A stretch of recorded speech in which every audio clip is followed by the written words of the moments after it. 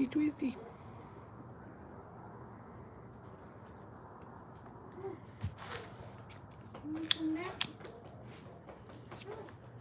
That's the angle you want. Come on, you can do it.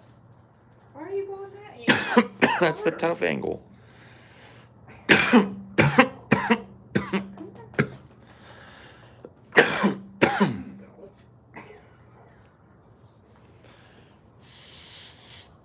Why that's so tough? I gotta make that so tough.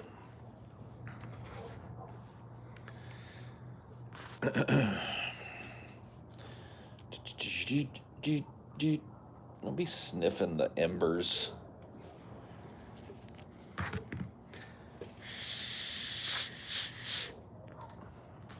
I want a little nug. You don't need no nug. Maybe you do.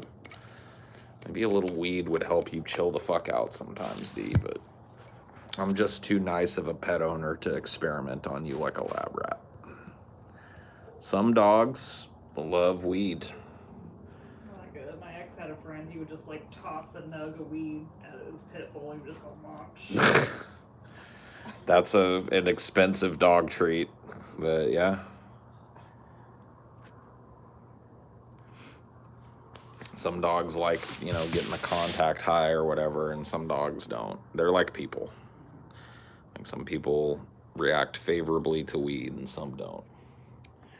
Dinor's been around me long enough to where I got the feeling he's gotten a good fucking healthy contact high a few times in his life.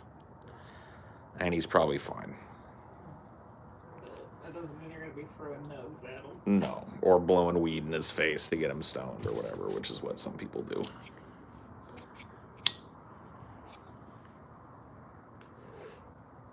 It would be cool if I could, talk to him while he was having the experience. Like, explain to him ahead of time, like, hey, this is going to make you feel real mellow and chill. And then if he tells me, Dad, I don't like it, he could just say it. But he can't do those things, so. Nope. So, no drogas for you unless they're prescribed by your vet. Yeah.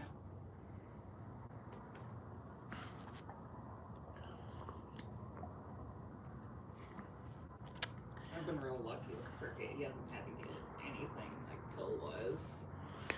Dude, giving a cat a pill, good luck. You got to get them little pill shooter things. My mom, one of the cats I had when I was a kid, she had to have pills. Yeah. It was a nightmare.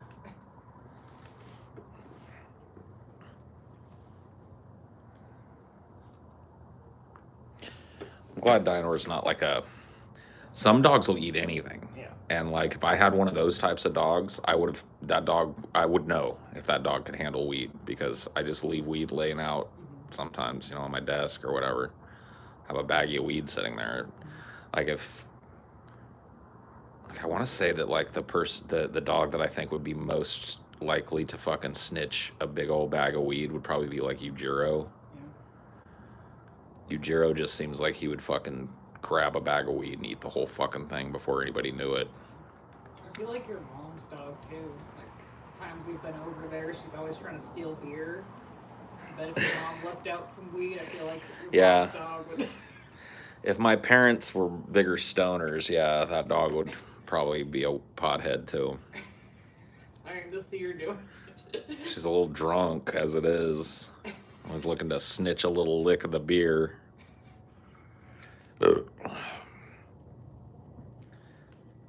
Dude, my mom, back when we lived out in the country before my parents divorced, my mom was drinking buddies with our horse, Sugar Baby. Yeah.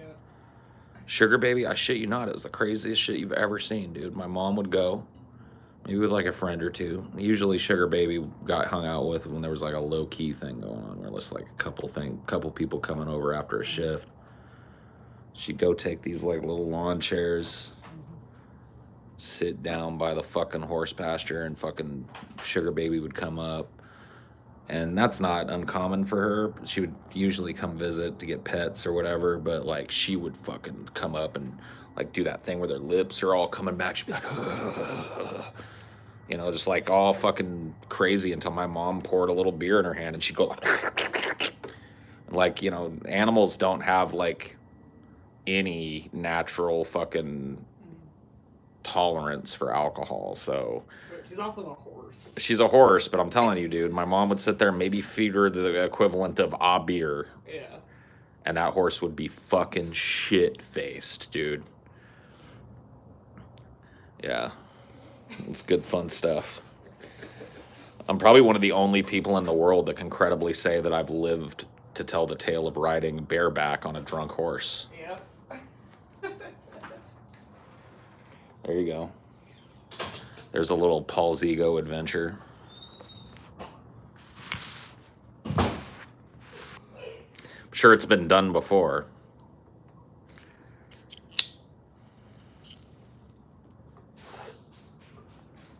I'm likely not the first. But I'm one of an elite club. Drunken bareback horse riders.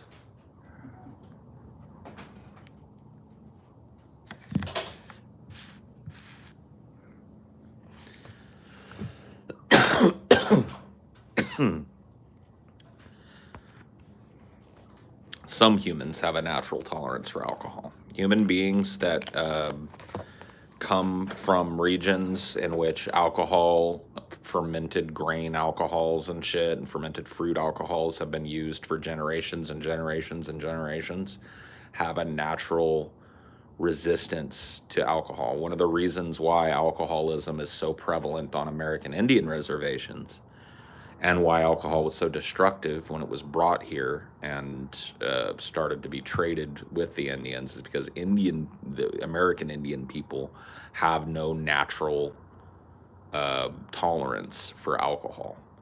So they are far more susceptible to the negative impacts of alcohol, far more susceptible to alcoholism, and all of the kind of negative social ills that come with alcohol.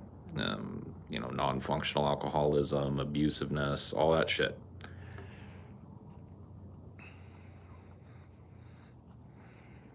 And that's compounded with all the poverty, Of lack course. of opportunity, and it's just... Yep. Dude, I knew I had an aunt that dated a dude that was full-blood American Indian.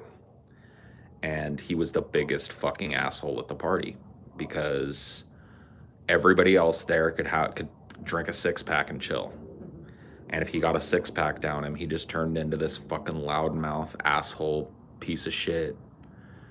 And eventually he just got banned from my mom's house. Like, my mom's always been very, like, open with who comes over, but if you fuck up over at her house and shit, she'll eventually just tell you, like, nope, you're done. Unless you're, like, real close family. Yeah. And even then... boyfriend is not that. Yeah, my aunt's boyfriend is not real close family. So, he got his ass 86'd.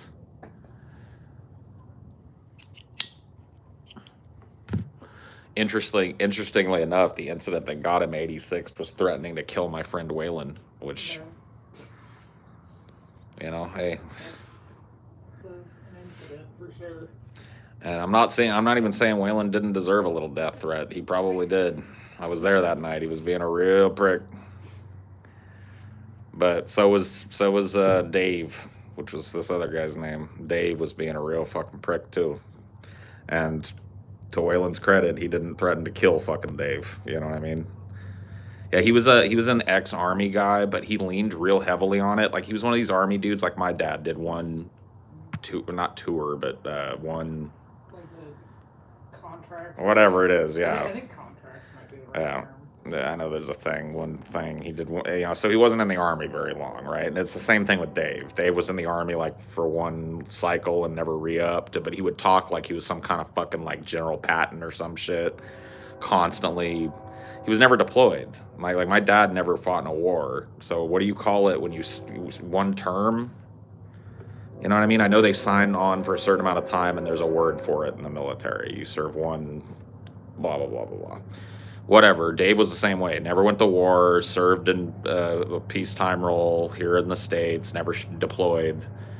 and would talk about his time in the Army as a tour. It's not a tour. A tour is a deployment, and a tour is when you go to a fucking war. You don't serve a tour. If you served a tour in the fucking Army, it means you served a tour in a war. Enlistment is the process. Anyway, whatever. The word doesn't matter. I know there's a fucking word I'm missing.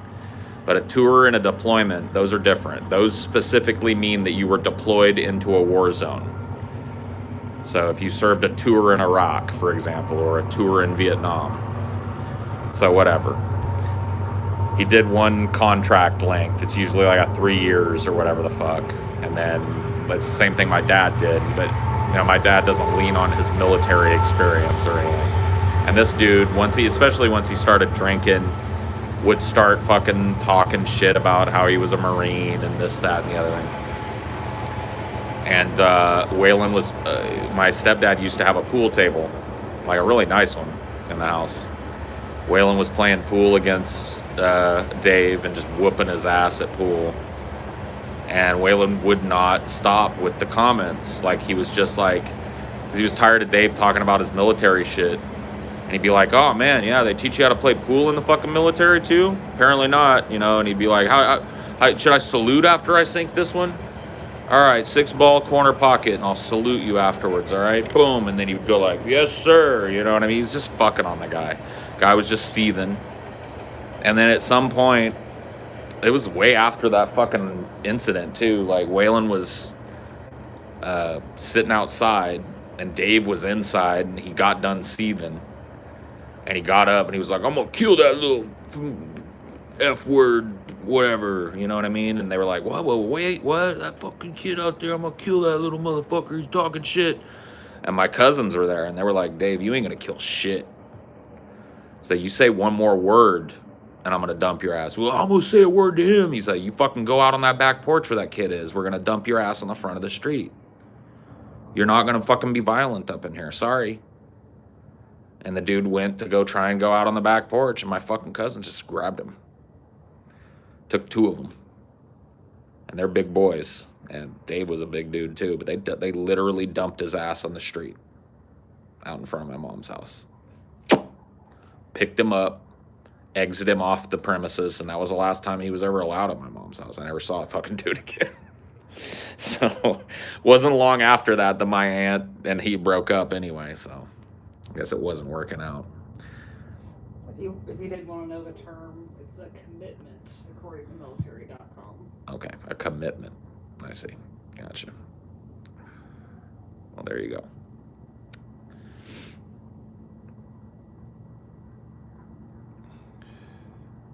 It's kind of a lame term, but whatever. Yeah. Is what it is, I guess.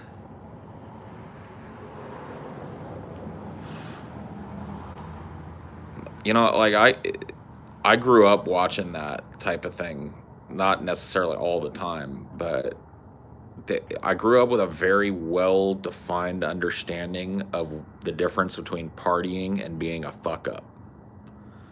Because everybody that was over at my parents' house all the time was just constantly partying. Parents were blue-collar workers working a union job, and that's part of a union shop is there's a lot of barbecues and get-togethers every fucking weekend and shit. A shift gets together. And my parents just happened to have a house that was nice, had a nice huge backyard and shit, so it was a perfect place to get together. People were over there all the time. And I learned the difference real quick between, like, I didn't know the terminology maybe back then, but like people that can handle their liquor and people who can't. You know, that's really true of any drug too. There are people that can't handle weed. They turn into rampaging ids when they're on weed and shit. I've been around those types of people. Stoners don't want to smoke with those people. There are people out there who are just looking for any excuse to drop the veneer of social like niceness that they have to wear. Yeah. It's like just a little bit of tweak to their consciousness. And this happens to everybody. It's your inhibitions get lowered. But for some people, their inhibitions vanish. It's just like all they need is one little excuse. Oh, I've got a head change on. That means I can start talking shit to people. Oh, I don't know why I didn't see that. Yeah, you put it in the Coke can. Yeah, I did. So I got confused. I'm like... The social contract is very weak for some people. Yeah. Well, it's just a lot of people use it as an excuse, and I watched, those people on and off throughout my childhood and my teenage years get dealt with because, that's what happens. And I can't help but think that we live in a society now that needs that type of fucking, like, there are certain people out there that need to be dealt with in that way. They need to be reminded that there is a veneer of respectability between people that's necessary for us to live in semi-harmony together in a country, in a city, in a county. There are people out there that don't know that. I mean, you see these fucking Karen meltdowns and shit happening, these people acting up and fucking, like, dude, some of these people just need to get dumped. The ramp up and like all this like unruly passengers on planes and shit. Oh yeah, people. Someone like stormed the cockpit and fucking like choked out attendants and shit. Yeah, I mean, people are fucking getting unruly and shit, and it's because that, like, in my opinion, it's because that fucking veil of like, if I act like too much of an asshole, somebody's gonna fucking punch me in the mouth. Has gone.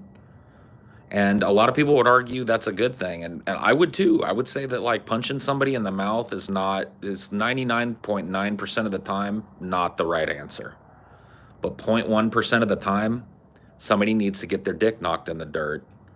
And they learn. Like, even if they don't learn, they're not a problem anymore. So it's like Dave. I don't know if Dave changed as a result of getting dumped like a fucking dish rag in the middle of the street and left there. But nobody in that house had to deal with his ass anymore except my aunt. You know what I mean? Who had chosen to live with him. Praise be Saltesh, please accept my offering. I accept.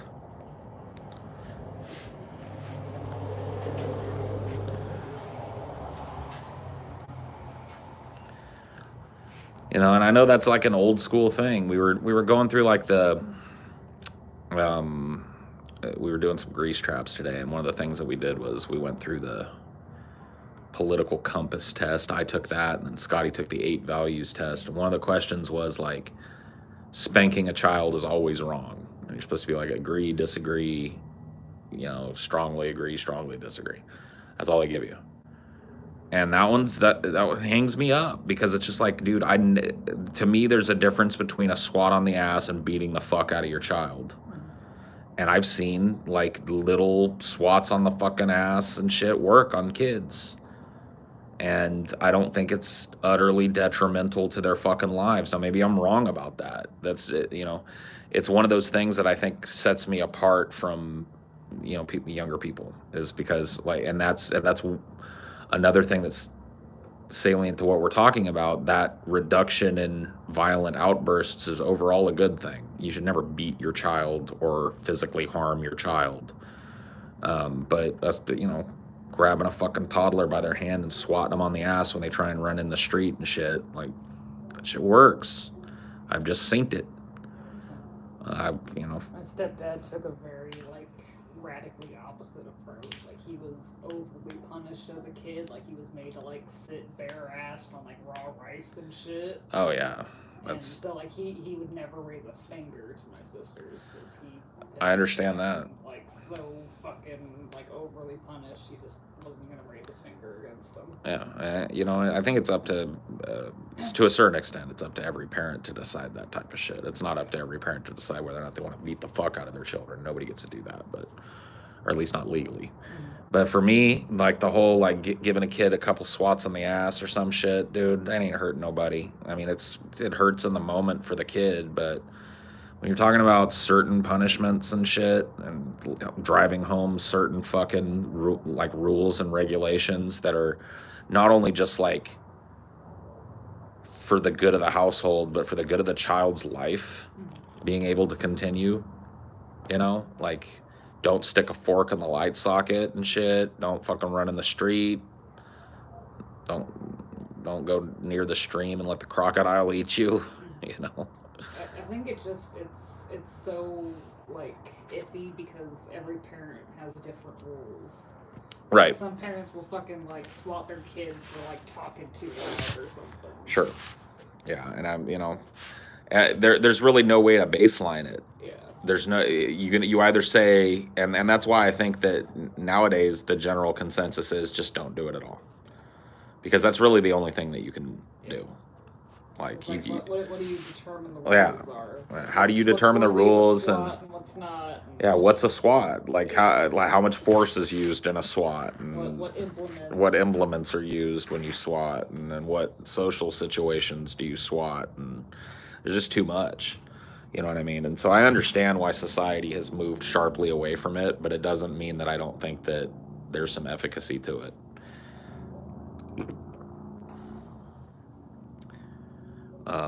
But I think that reduction in outward physical violence has led to, like, have you guys ever seen there's a video of Buzz Aldrin punching a dude in the mouth who walked up to him and claimed that he hoaxed the moon landing or whatever.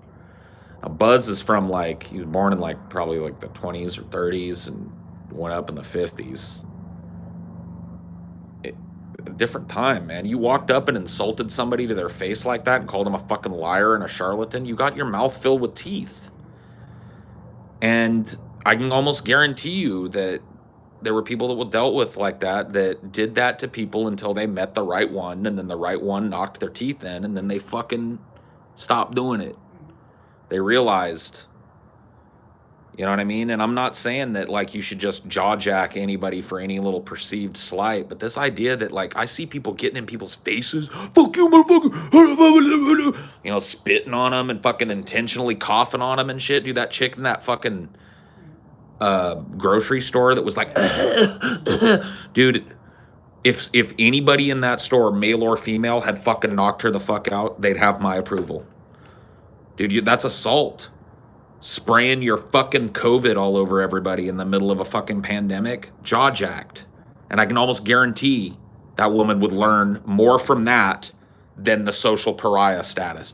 That probably just solidified her. It probably radicalized her even further that she's right. Getting fired and becoming a meme for a few days and shit. If somebody would have just knocked her the fuck out in the middle of the store, she'd be real hesitant to cough at somebody again. Problem solved.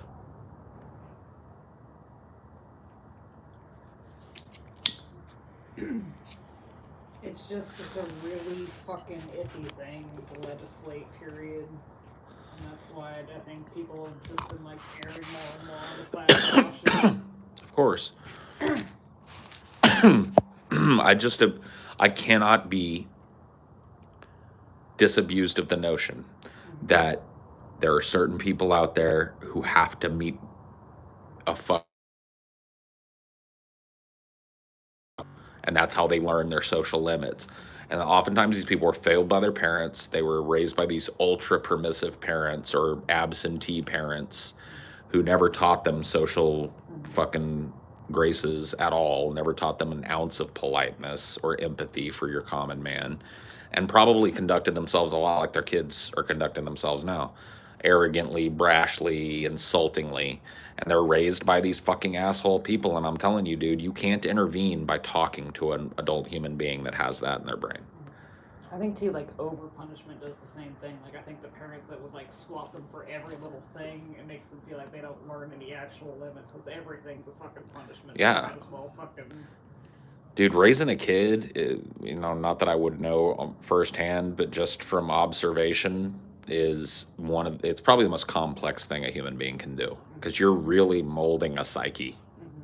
You're not just putting food in the mouth of a baby and hoping for the best. You are literally creating a human from scratch, not just biologically, but psychologically. That child is what you make it. When it's a baby, its eyes, like, you watch babies, dude, babies are crazy to watch because their eyes are like in a room full of people. Their eyes are like, they're just constant, and you can tell their brain is processing everything that they're seeing. They don't know the words yet. The body language, the interplay between men and women, the fucking way people talk to certain people versus how they talk to other people, all that shit's getting noted, and it's building a psychology.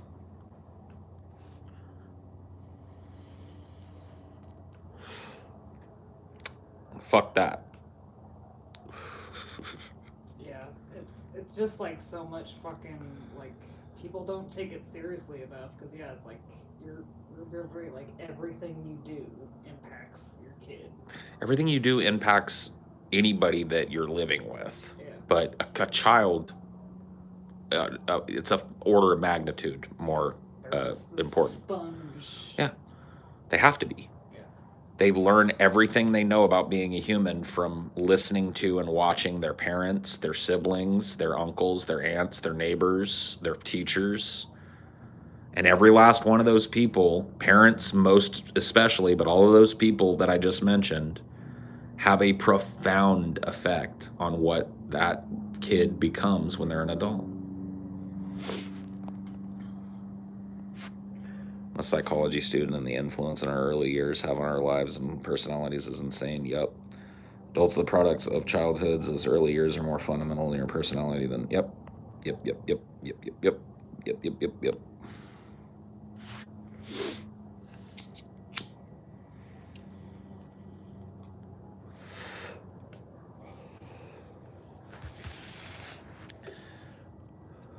But I mean, there seems to be a kind of rise. In fact, it's not even seems to be. There's 100% a rise in these kind of aggressive, I'm going to push your fucking limits as a human being. I'm going to get right in your face. I'm going to spit on you. I'm going to let my spittle rain down on you. I'm going to cough on you during a pandemic. I'm going to do this. They feel empowered to do this shit because nobody jaw jacks anybody anymore. Well, they do. It's just something you watch on World Star now, though. You haven't seen it. Dude, I grew up around that shit. I've seen so many people get punched right in the fucking mouth. And not every one of them learned a lesson, but some of them fucking did. I think it's the attention thing, too. Like, everyone's got a camera now. All of these incidents are hyper-reported now. Yeah. Like, back in the day, if someone was fucking acting like a jackass, it wasn't It's like his word against your word. news. Not only that, but there's not a fucking record of it. Yeah. It's his word against your word. Yeah. Now it's so much easier to pin a rap on somebody for punching somebody, even if they fucking deserved it. Like, think of Florida, man. Like, if you think back, like, 50 years ago, you think that would be, like, national news? Like, someone was acting like a dipshit? No, because... Now people live for it. It's like, dipshit stories are, like, top news.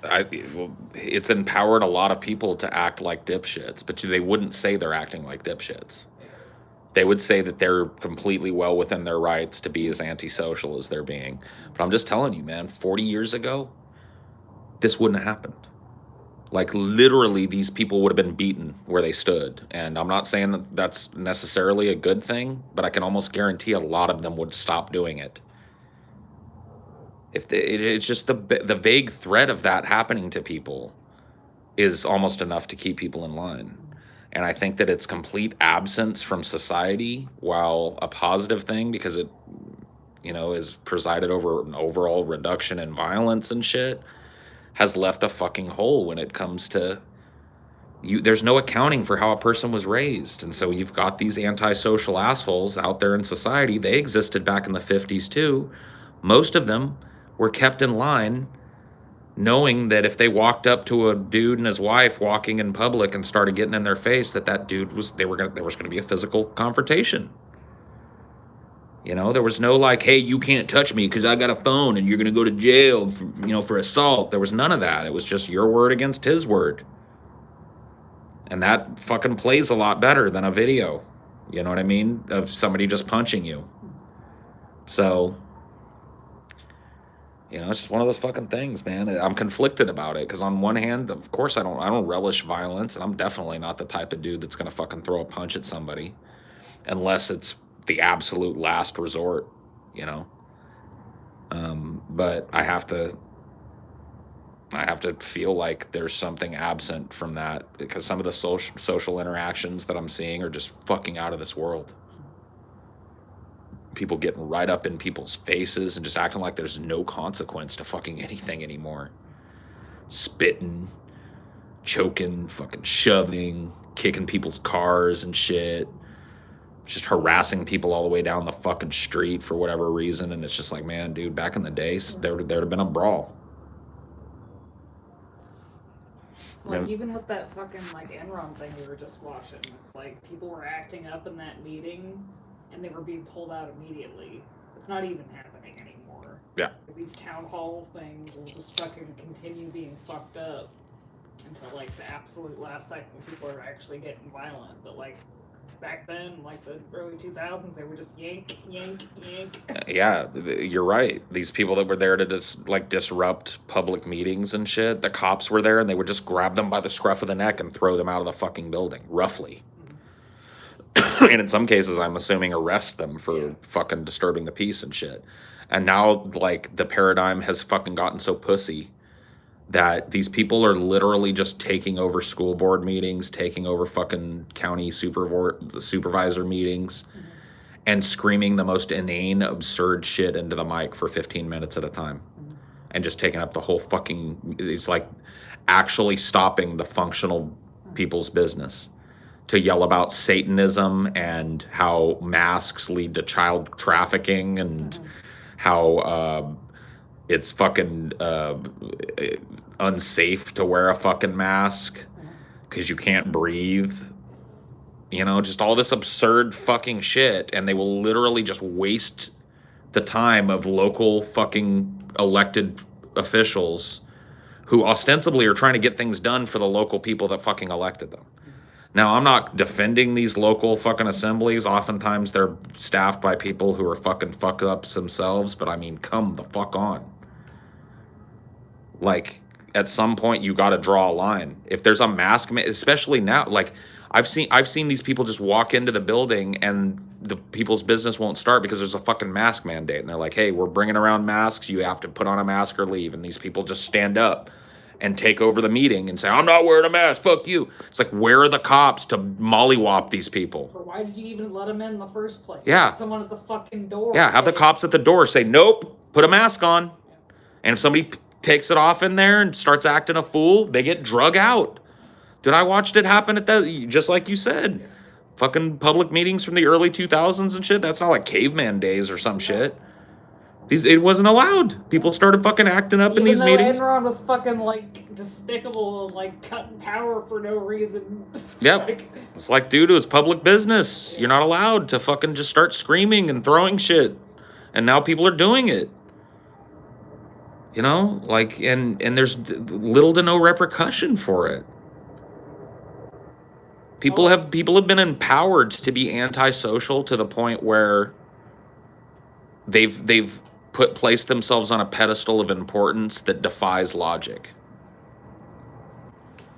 And these people need to be reminded by some mechanism or another that they're just one shaved ape among how many are here in America? 350 million. Something like that, yeah. And that's just in America. You're one shaved ape and 7 billion on the planet. Some people need to be reminded of that. And one of the ways that people are reminded of that is when they act like they're the center of the world and go fuck with somebody's day and that person happens to be the wrong one. And you end up having your jaw wired shut for a month while your broken jaw heals. And then the next time you see somebody walking down the street, I guarantee you probably fucking deny your little antisocial impulse to go get in their face. Because you remember what it was like to be punched in the face. And you don't want to do it no more. You can't deny that that's a fucking principle that works. Brutal though it may be.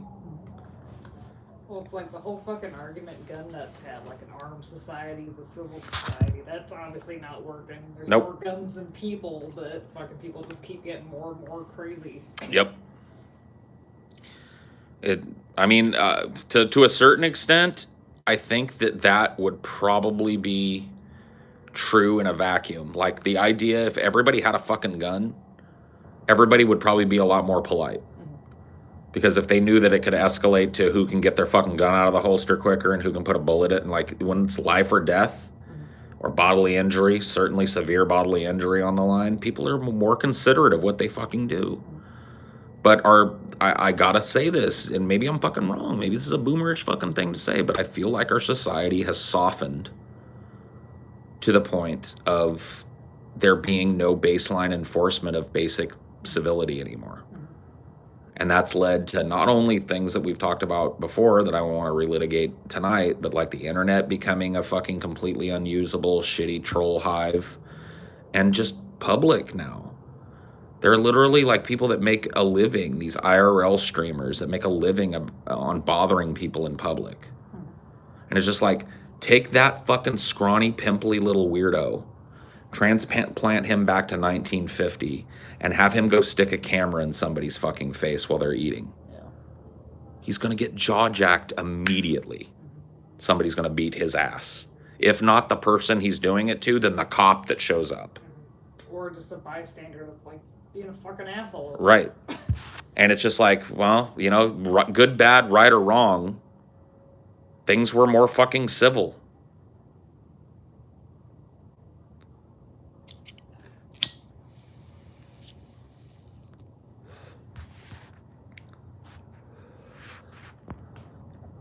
Well, I will have to say, in a vacuum, I do think the chicken blueberry pie and fucking Jeff Skilling's face was righteous. Yeah, it was worth whatever she served. Simple assault or whatever. She probably did a couple of months or some shit. It was worth it. Dude, she pied Jeff Skilling in the face. She fed him a blueberry pie the hard way. Worth. Good show. Good show. No, I'm just saying, like, you know, I don't know why I'm stuck on this. It's an interesting topic to me, though, because it's one of those topics where I think, you know what, Paul, you might be wrong about this, but I can't deny what my opinion is on it. You know, I don't know, how do you feel about it? I don't mean to put you on the spot. It's such a sticky thing that's why I think people are just erring more and more on the side of caution. It's like there's always two sides to every story. Like I said, I brought up that pie thing kind of like because that's one thing we both thought was justified. Sure. Well, because Jeff Skilling was a scumbag. Yeah. You know, like, but our moral outrage notwithstanding, she assaulted him. Yeah. So she probably went to jail for it. You know what I mean? And maybe that needs to happen too. You know. I don't know. Go ahead. Sorry, I didn't mean to cut you off. No, I just be like, I think that's kind of like the conflict is like, there'll be moments like that where like we think the assault is justified, and that's why it's like I think escalated more and more is because it was caught on video. That's why if we just heard it in a vacuum, we probably wouldn't sympathize with her as much. Sure.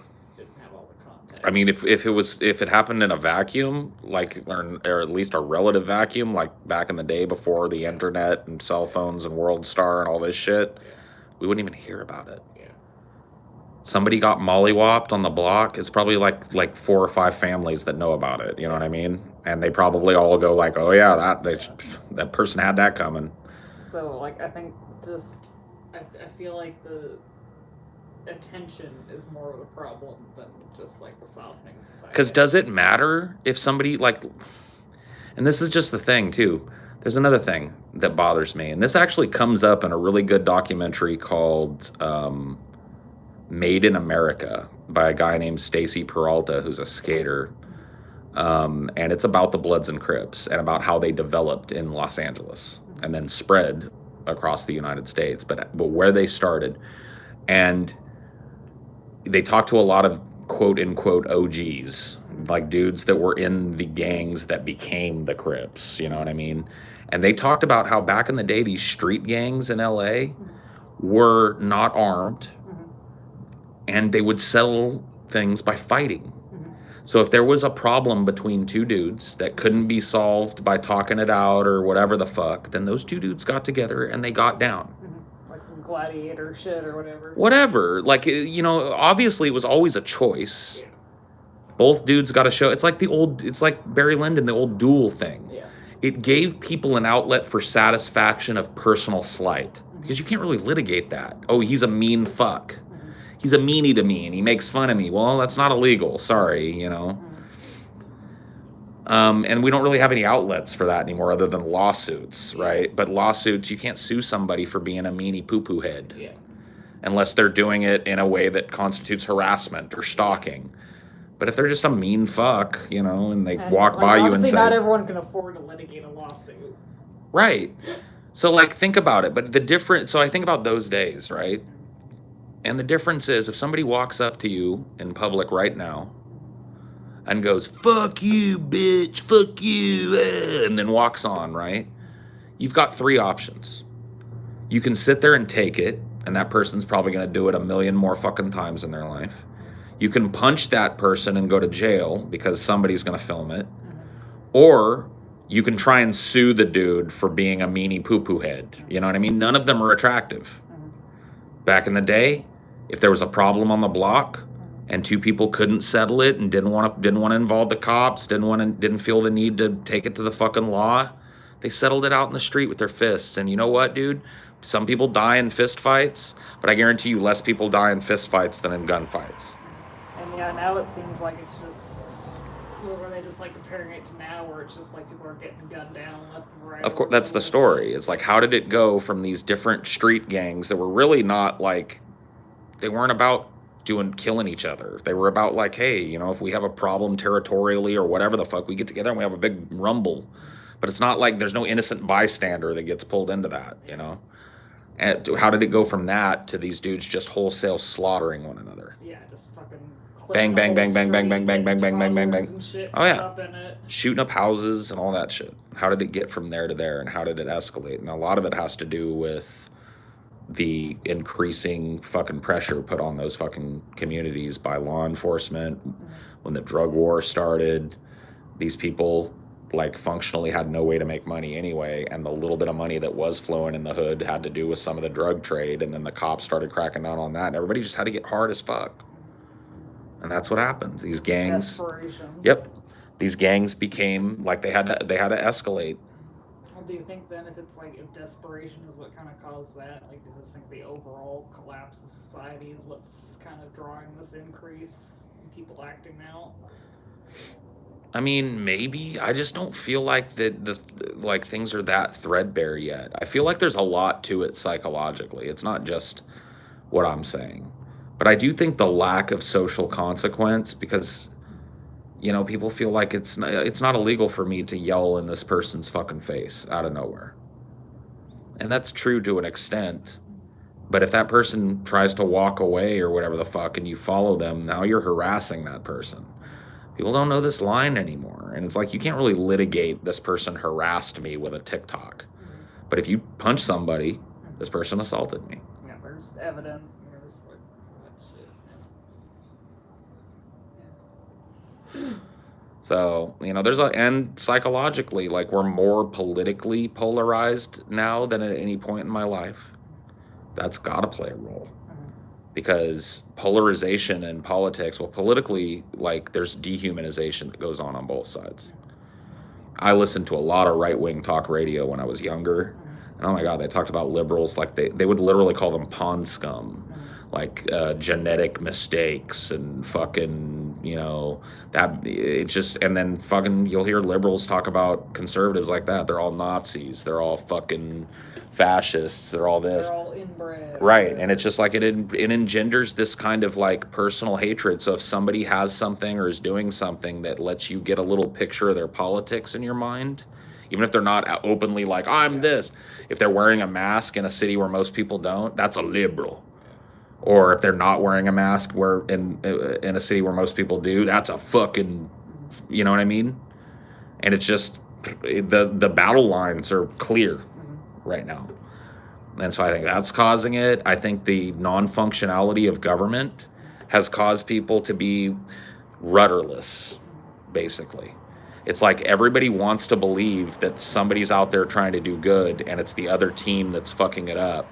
But more and more people are starting to see that narrative not make any sense.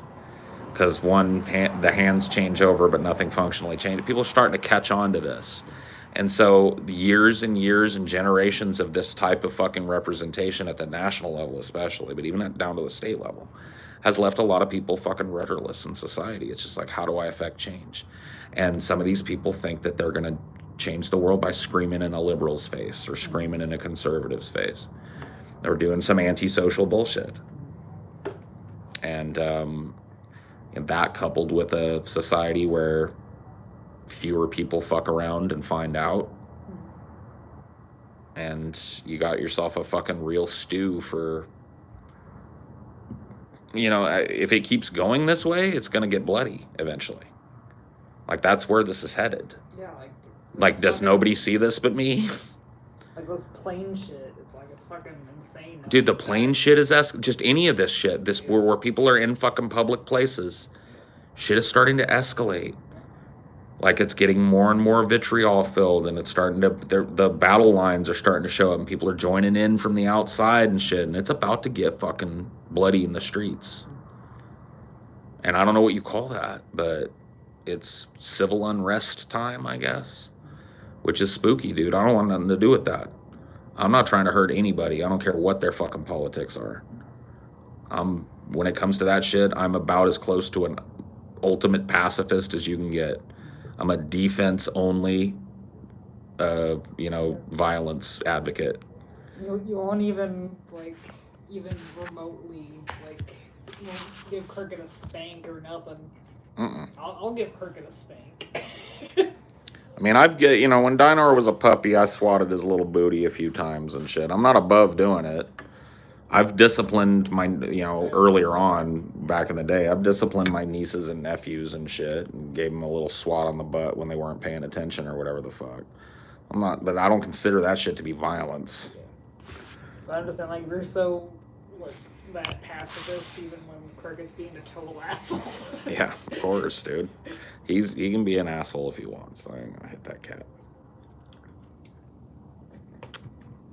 But no, I just don't believe in it. I don't have the constitution for it. My brain hardly ever goes there. Like, genuinely. You know what I mean? Like, where I want to beat somebody's fucking ass. I'm a dude, so I get that way sometimes, but not as much as your average, yoked fucking juice head guy, I got a pretty low average of feeling that way, and I've never acted on it. As an adult, I've never punched anybody in the face. I've never fucking been involved in a physical fight, and I hope it stays that way.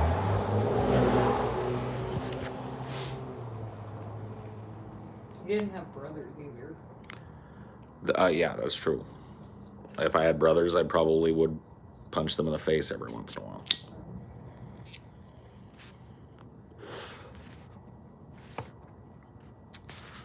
I don't know. It's an interesting kind of topic. I don't think any of us really understand. Are you planning on doing any more fine art DFF episodes? Unfortunately, no. If you look at the Basquiat episodes that I did, they underperformed by almost half compared to any other episode.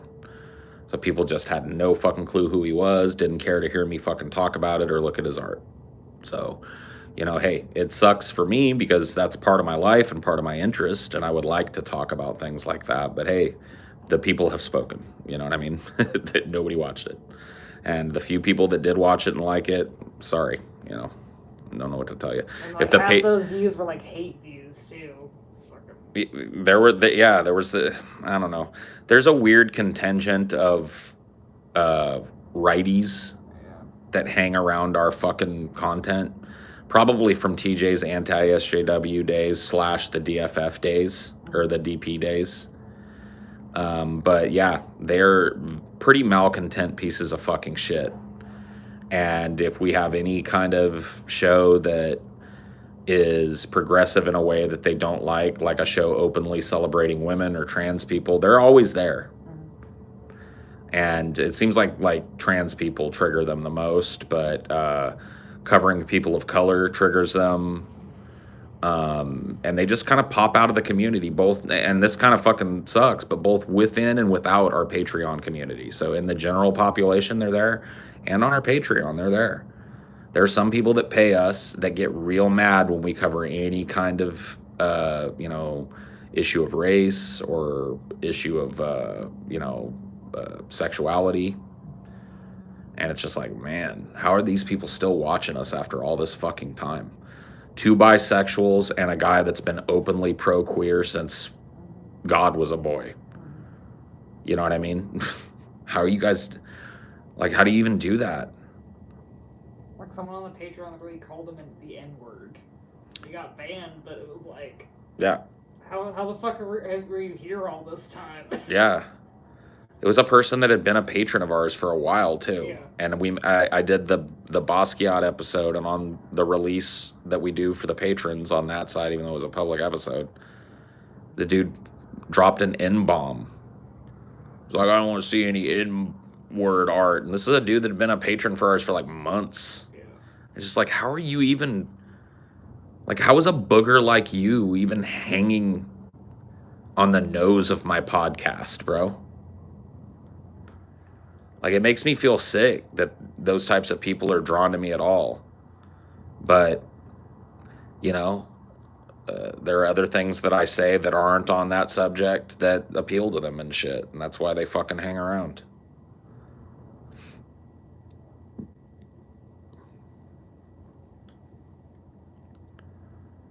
I don't know, bro.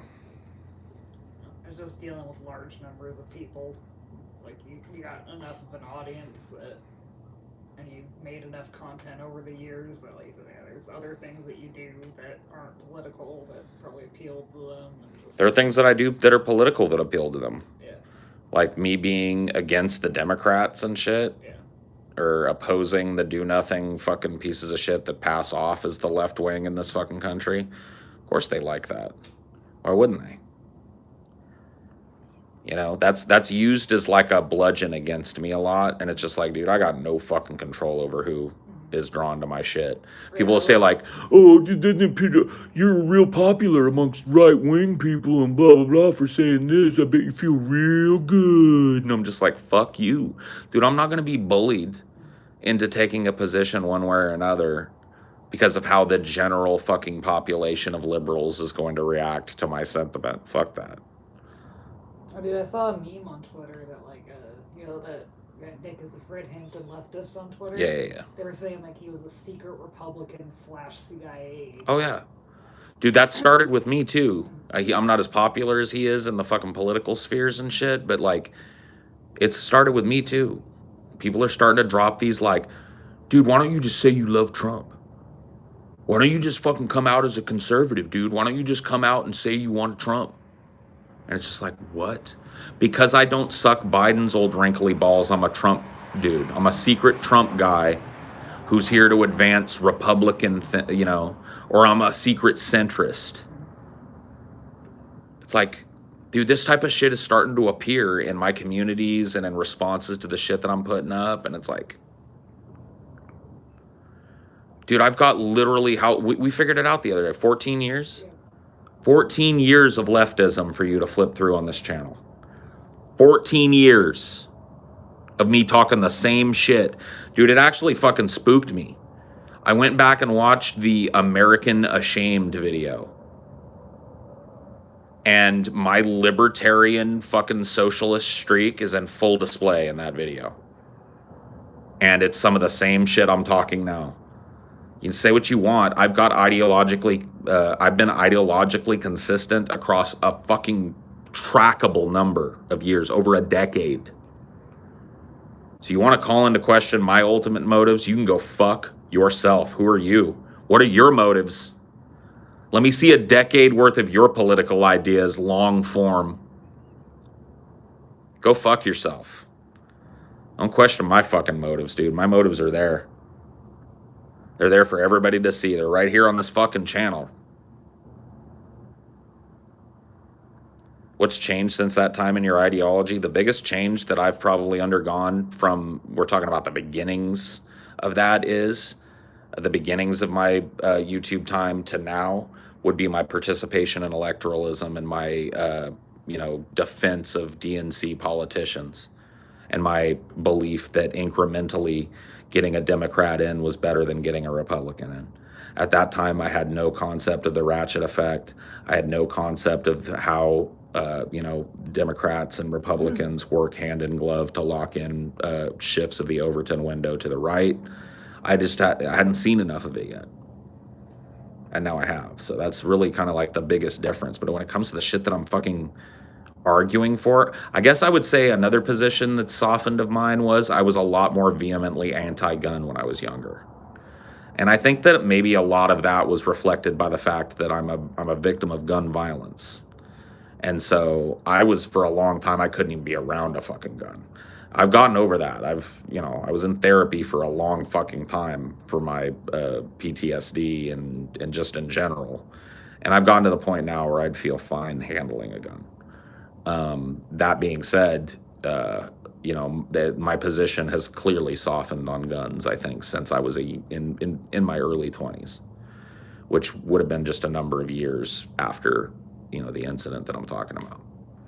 So I would say that those would probably represent the two biggest shifts in my ideology over that trackable period of time. I'm probably a little softer on guns, although my message on guns has not changed. I've always been about regulate, train, and hold accountable. Those have been the three fucking things that I've talked about. And I was talking, you go back and watch, you find some gun talk and shit from one of my earlier Highdeologies, or one of my before I was calling them Highdeologies, I call them stick, ham, and beer. Go find that. You'll hear the same kind of functional thing, but I'm a little softer on the idea of people, owning guns and stuff. I guess the language thing is probably the third thing. Yeah. I don't really see that as a political change, though. Like, we're talking ideological change. That's a personal choice. Like, I don't use the F slur anywhere near as much as I used to. And when it does slip out, I try and, correct myself. And that's a personal choice. That word was used to make me feel horrible about myself all through my teenage years. As a closeted bisexual kid, I don't want to make anybody feel that way anymore. It's just a fucking gross word, and I don't like hearing it, and I don't like using it, and I don't like the fact that I used it so flippantly for so long, and I made the choice to stop using it. Same thing with the N-word. I used to have a way softer view on contextual use of the N-word. I thought that, and really, I don't know that my view has changed on it so much as just my personal fucking decision has changed on it. I used to be very defensive of this idea, if I'm rapping along with some lyrics or something, I want to drop 18 N-bombs or whatever, or if I'm using it contextually or jokingly or whatever the fuck, it doesn't mean the same thing as me, shouting at a black person and calling them an N-word. And that's, while I still think that's true, I've made a personal choice to not trigger the bad feelings that come in people of color when they hear a white person using that word. And, a lot of people would fucking chide me for that. Fuck yourself. You use the word. Go ahead and, I'm not sitting here telling you not to use a fucking word. I've explained to people why I've made the personal choice not to use that word. And, but I don't really consider that to be a real ideological shift. It's just more a communication choice.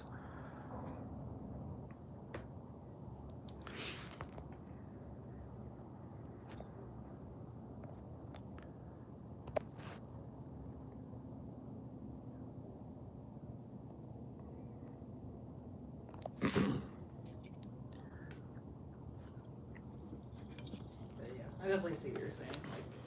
It's not really a very fundamental thing. I think it's overly politicized now. Yeah.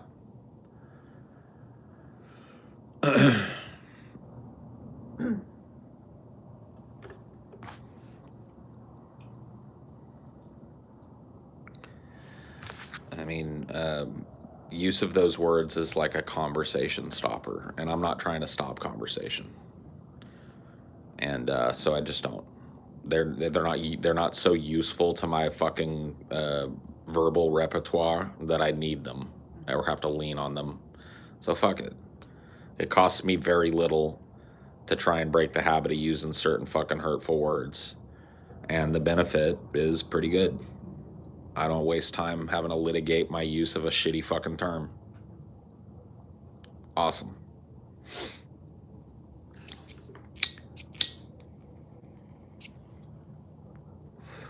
Chat, wake up.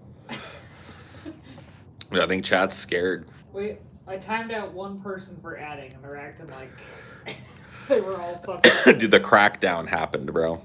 It was just one person adding, Jesus. Somebody fucked around and found out, and now everybody's like, oh.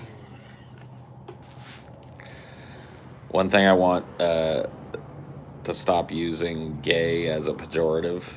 Yeah, I mean, that's definitely, I came from that shit.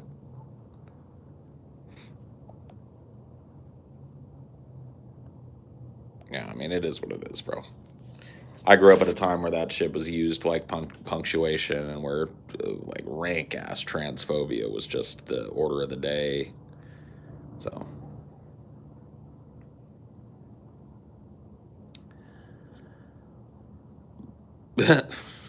you may have run out of things to say, bro. What a fucking lazy ass chat lately, dude. I'm gonna crack the whip on this chat.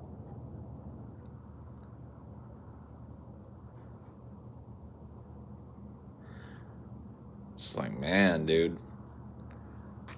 Wake up. Yep.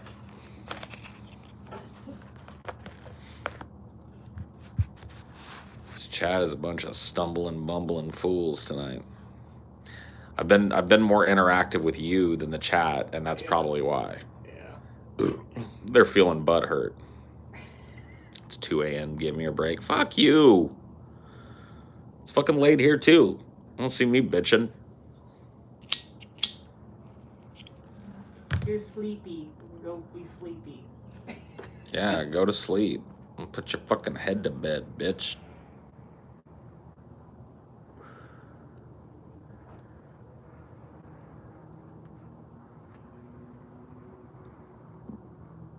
I'm gonna unhide him. I think the spook will be enough. He's contributed a couple of times. We'll give him a second chance. You have been granted clemency by the Salt Lord. Do not make me regret it.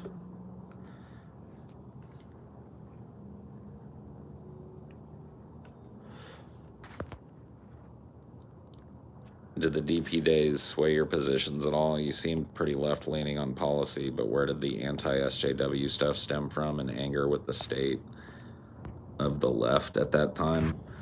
I mean, yeah, like some of the, like if you look back at the shit that we were covering, a lot of it was like literal absurdity. You're talking about like crazy feminists that would scream in people's faces and pull fire alarms when people who they didn't like were talking.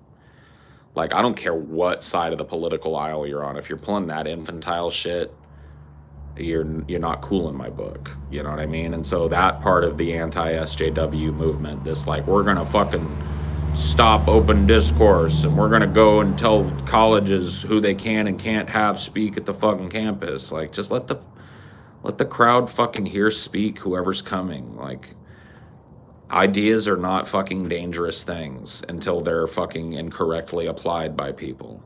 So if something is self-refuting, hang out after the fucking place and talk to people and say, hey, look, I just wanted to tell you the guy you just talked to has said some really fucking problematic things. He's a Nazi. You might want to take with a grain of salt what you heard in there. You're going to catch way more flies with that than by fucking pulling fire alarms and calling people rapists that are walking in. And we just saw so much of that fucking crazy shit going on, especially on college campuses. It was low-hanging fruit. It was anti-free speech. It was anti-freedom of expression. And it was anti-peaceable assembly. And it was very easy to be against that. I think you said too, like in the past, that you didn't really like look into it beyond that. Like you were so like absorbed in like trying to keep up with the show that like you didn't like sit and look at people outside of like the most extreme examples. Right. I will tell you this: our audience chose on DP. One of the hallmarks of DP was that 90% of what was covered on DP was decided on by the audience directly through Facebook. And that was the way it worked. People would send a fucking link or a story or something that they wanted covered to the Facebook account. And like I said, probably 90% of the material was pulled from that. And so it was a very audience interactive show. And so if it seemed weighted towards the anti-SJW stuff, there were probably a couple of reasons for that. Number one, it was the hot topic. That's what everybody was talking about at the time, and people wanted to hear us dunk on crazy fucking feminists and crazy fucking, SJWs and shit. And there was plenty of that going around at the time. It was a very burgeoning movement, and it was really in an adolescent phase where it was very easy to dunk on. You know what I mean? I knew what a feminist was. I'm, most familiar with like second wave feminism, right? First wave feminism being the push for the banning of alcohol and the push for suffrage. And then second wave feminism being kind of like feminism from the 50s up, that kind of like sexual liberation feminism. That's where my mind is at. And this new kind of like, I don't know, it just didn't work for me. I just didn't understand it beyond making fun of it. And I'd like to think maybe I understand where they were coming from a little better now, but I still make fun of like Big Red. But yeah, you definitely softened on like the gender theory stuff. Well, that's because it was presented to me by somebody who wasn't screaming at me for being a fuckface and a colonizer and white splainer and a manspreader and all the other absurdities that were coming out of the early SJW movement. Like I had some calm conversations with people who explained gender theory and a little bit of queer theory to me and like stuff that I didn't fully understand. And it helped to contextualize some of the stuff that came out of the SJW movement, but I don't think any of the stuff that we ridiculed even really presented that argument or ever tried to present that argument in a way that wasn't bludgeoning. And so, fuck it, Yeah, I definitely see it being like adolescent. Like it was very unstructured, and just whoever was the loudest was in charge. It was, it was a combination of it being a very popular topic at the time and those types of SJWs being very easy to dunk on.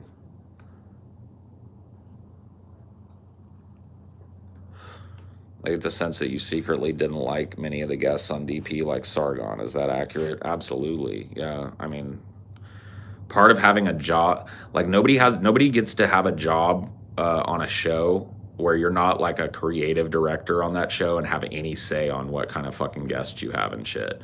So not only was it like Sargon of Akkad that I didn't like, dude, we had so many titty streamers on that were just nobodies that I can't even name all of them for you, dude. There were days where I would show up and I would find out that some fucking titty streamer was coming on.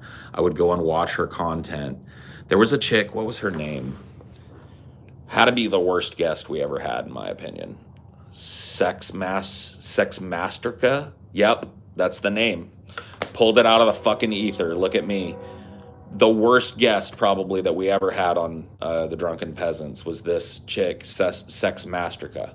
So I found out she was going to be on the show like the day before or the day of, and I went to her channel to look it up, and I remember talking to TJ, and I was like, do you realize the chick coming on today doesn't even really speak English? I remember her. Yeah. She speaks absurdly broken English. You can barely understand what she says. And TJ was like, dude, I didn't book her. And I was like, well, just so you know, this is going to be a real interesting one tonight. And literally she came on and was kept on for the whole show. And I don't think I understood maybe 90% of the shit she said. It was literally like, and I'm not trying to dunk on her for having broken English. It's just that doesn't make for a great guest on a show that's about, having somebody who's all about having a big pair of titties is not really the greatest content.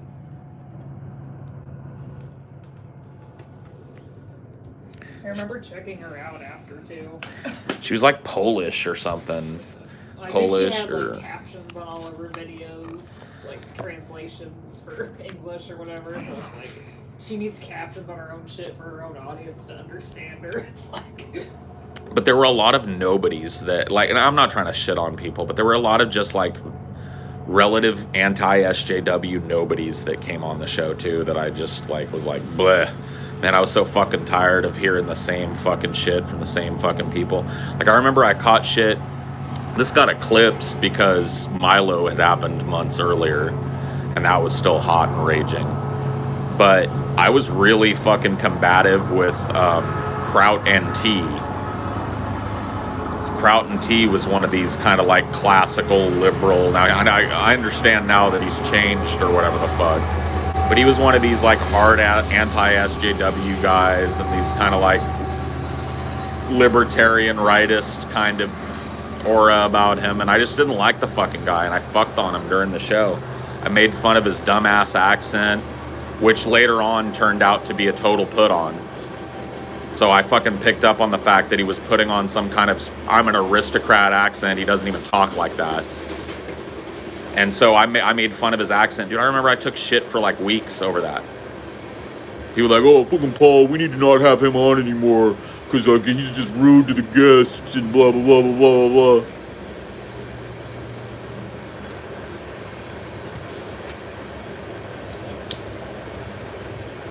So is that like a big influence on why you didn't want any guests on DFF? Yes.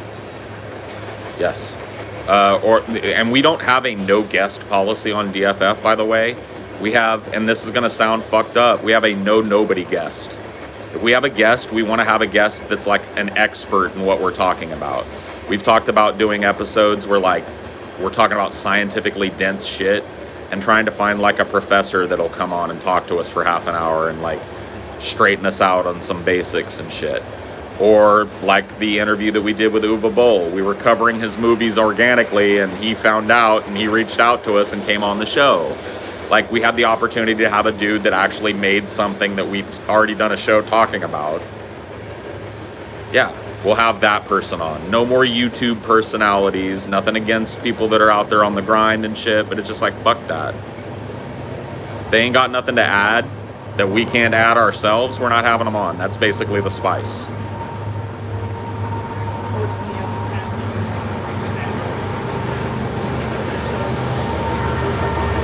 No, I mean, like, the whole being a guest and shit doesn't really fit the format of our show anyway. I remember very early on we were going to have Hugo and Jake on to discuss Star Trek with us, but we had these fucking, like, we could not figure out how to fucking make it work with our recording setup at the time.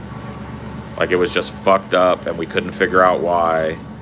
And we weren't able to have them on. And then we had a serious discussion after that about like, look, dude, if we design this show around having fucking constant guests from YouTube and shit, it's just gonna suck the life out of it. Because oftentimes I felt like, and you know, I'm not trying to talk shit about DP. DP was obviously wildly successful. People loved it. But I hated having guests on 90% of the time. There were some really memorable good guests. Like I'll try and list the ones that I really liked. Casey Tron is probably my favorite guest on DP. I loved her shtick. I loved her commitment to it. I thought she was really fucking funny. And I loved talking to her like when she wasn't in the character. She would always show up, and she wasn't one of those people that would show up as Casey Tron. She showed up as the person that she really is, and she's just a chill person who likes performance art. And then getting to fucking play with that. Like, the people that played characters are the people that I liked. Jim Ass. I loved Jim Ass, dude. The little fucking fake rivalry, sometimes fake, sometimes very real, because he was a very nattering and annoying person at times. But I liked Jim Ass. And I've met Jim Ass in person, and Jim Ass was actually a really nice fucking dude. Really smart, really snappy, really funny. So yeah, Jim Ass was cool. Who else did I really like that would come on? I'm trying to think. Those are the standouts right off tops. Did you like Thunderfoot at all, or do you think he was too pretentious? I didn't give a shit about Thunderfoot. Another one that I didn't give two shits about, too, that I thought I was going to really like, but it ended up being more of a drama-focused thing, was Matt Dillahunty. I found him to be kind of cunty. And it was just like, oh, well, I guess I should have known because he's really cunty to religious people on the atheist experience. But, you know, he was cunty to us, too. And I just got, you know, I didn't like him. Who else did? I'm trying to think of people that I liked on DP as guests. And I'm really like, and I'm not trying to shit on the other people. It's not that I disliked them. It's just that it didn't matter if they were there or not to me. It was clearly they were benefiting and the show wasn't, you know. Well, I'd say you probably had, as awful as Vigilant Christian was, I think you probably had a lot of like good moments with him as a guest. Yeah, see, those like, I don't even really consider them guests. Those are like antagonists. A guest is somebody that came on that we were like deferring to like an actual guest, not somebody that we brought on to make fun of. And I feel like the Vigilant Christian was never taken seriously by anybody that watched that show. So having him on was to laugh at him, or to poke fun at his stupidness. And there was a lot of people like that. And I really put them in a different category. There's like antagonists, and then there were guests. And the antagonists, for me, were a lot more fun because they were the ones that rose to the top were so insane that it was just fun to argue with somebody who was both completely and utterly stupid and completely obstinate and infected with Dunning-Kruger. It was just so much fun. We pulled so many fun moments out of it, while still overall being good to these people. We sent people their way, you know what I mean? But the like guests that we had on for cross-pollination and shit, there's very few of them that stick out in my mind, bro, as like, man, that was a real good guest on the show. She wasn't a guest on the show necessarily, but she was really like one of the nicest people I've ever worked with was Mistress Jen. Like in real life, just like one of the sweetest people I've ever met. Like kind of disabused me of this notion that like doms were all this kind of like hard asses. Dude, she was so cool to me afterwards. She was in it because like part of doming, and I didn't know it at the time because I'd never really taken part in anything like that, is like the aftercare portion. And she was all about that. She was like, oh my God, I'm so sorry. Are you okay? Let me look at that. Oh, I hit you with the edge of the paddle. That's going to hurt and blah, blah, blah. Are you sure you're okay? She was very cool. And then she was just, I don't know, she was very nice to work with. Who else? Pimp Monk, I guess. I mean, Pimp Monk, I like Pimp Monk. I do. But there were times when Pimp Monk was on the show and he didn't add shit. And I think a lot of that was maybe down to the fact that Pimp Monk has a lot of medical problems. Maybe he was in a lot of pain. He's just a very inconsistent performer, I think, is what your biggest gripe is. Like, when he's good, but he's just not. There were times when, I'm just being fucking straight up honest. I think Pimp Monk would probably be honest about it too. He didn't give his best every time he went on fucking DP. At least not while I was on it. And it was just one of them things that, like, when you got... Sometimes Pimp Monk was fucking great on the show, and sometimes Pimp Monk was just there, And that's really the criticism that I have of most of these people. It's not that they were bad, it's just that they were there. And it was like, why? They would chime in with some shit that we'd already said, or one of us could have said better, or whatever the fuck, and it's just like, what's this person here? That was the biggest part, was people being boring, or people not giving it. Not even boring, it's just like, not even really having it, not having the stuff. Yeah. Not being like a red light performer, because it's just like, I tell you what, dude, say what you want about me, but if I go on somebody's show, I give it. Mm-hmm. You know what I mean? It's a tiny story. Yep. Dude, I went on that fucking, what guy's show? Wizard of Cause show, and there were like fucking 10 people watching that motherfucker, and I went hard on that show. I went on it twice before I got done with it. But yeah, no, it was, you know what I mean? I for me, if that's why I don't do guest spots. I like to save that for my show, But when I'm on somebody's show, I fucking bring that shit. And it's just like, I feel like so many people showed up nervous or too, like there was like this weed culture around DP. And I feel like a lot of the people that came on DP were like, I gotta smoke weed too. And they'd get too high and they'd end up being like, not saying anything or being weird. And then we had this, at the worst of the worst, we had this thing where patrons could come on. Oh my fucking God, bro. Oh, that led to nothing but sorrow and desperation and degradation and horribleness. Like, there were a couple of them that could roll with it. Like, a couple. And even then, I still had the question of, like, is this person, like, adding or subtracting? And the question was subtracting. I mean, not all the patrons were painful, but most of them were pretty goddamn fucking painful. And most of the guests were pretty goddamn fucking painful, too. Like Sargon's ass and shit. Like, I've told that story before. That was the weirdest day of DP I ever did. And always, forever will be. He was, like, he was king shit at the time. And for the first time ever, I was like, it was just going to be me and fucking Ben. And I found out that I was going to be running the interview and Ben was going to be teching. And I was given a list of fucking questions to pull from. And I was chastised like under the table when I deviated. And then he left. It was just the weirdest fucking shit. So Sargon as a guest, it was, memorable, more memorable than a lot of guests, but Stifled. it was very stifled.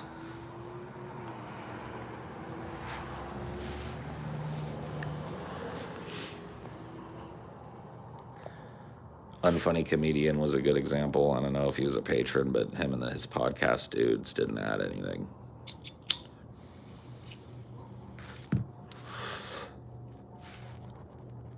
And TJ was worried about his channel at the time. I don't know. I don't know what it was. I assume that was probably wrapped up in it. But like going afoul of Sargon, I didn't have a channel that I was promoting outside of DP. So like, if I got skewered or whatever, it didn't really matter. They could just fire me. But whatever. That's the downside of being a contractor, man.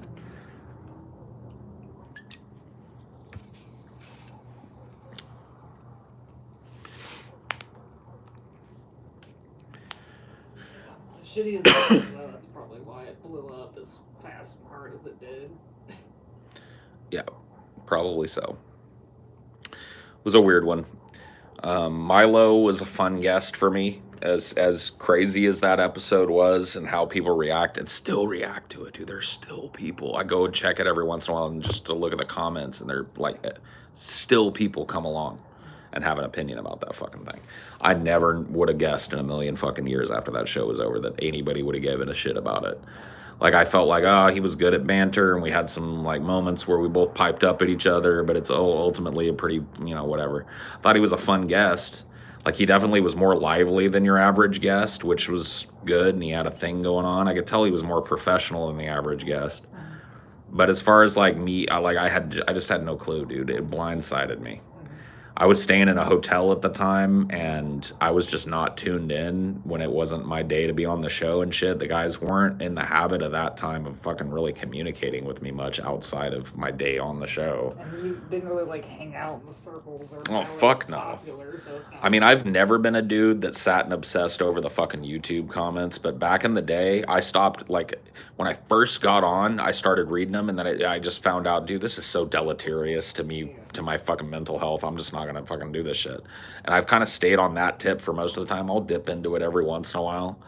But, there was a couple of days that went by after the Milo episode where I had no idea I was in trouble. At all. Like, I had no idea that I had made an episode that was controversial. I had no idea that people had reacted so strongly to it.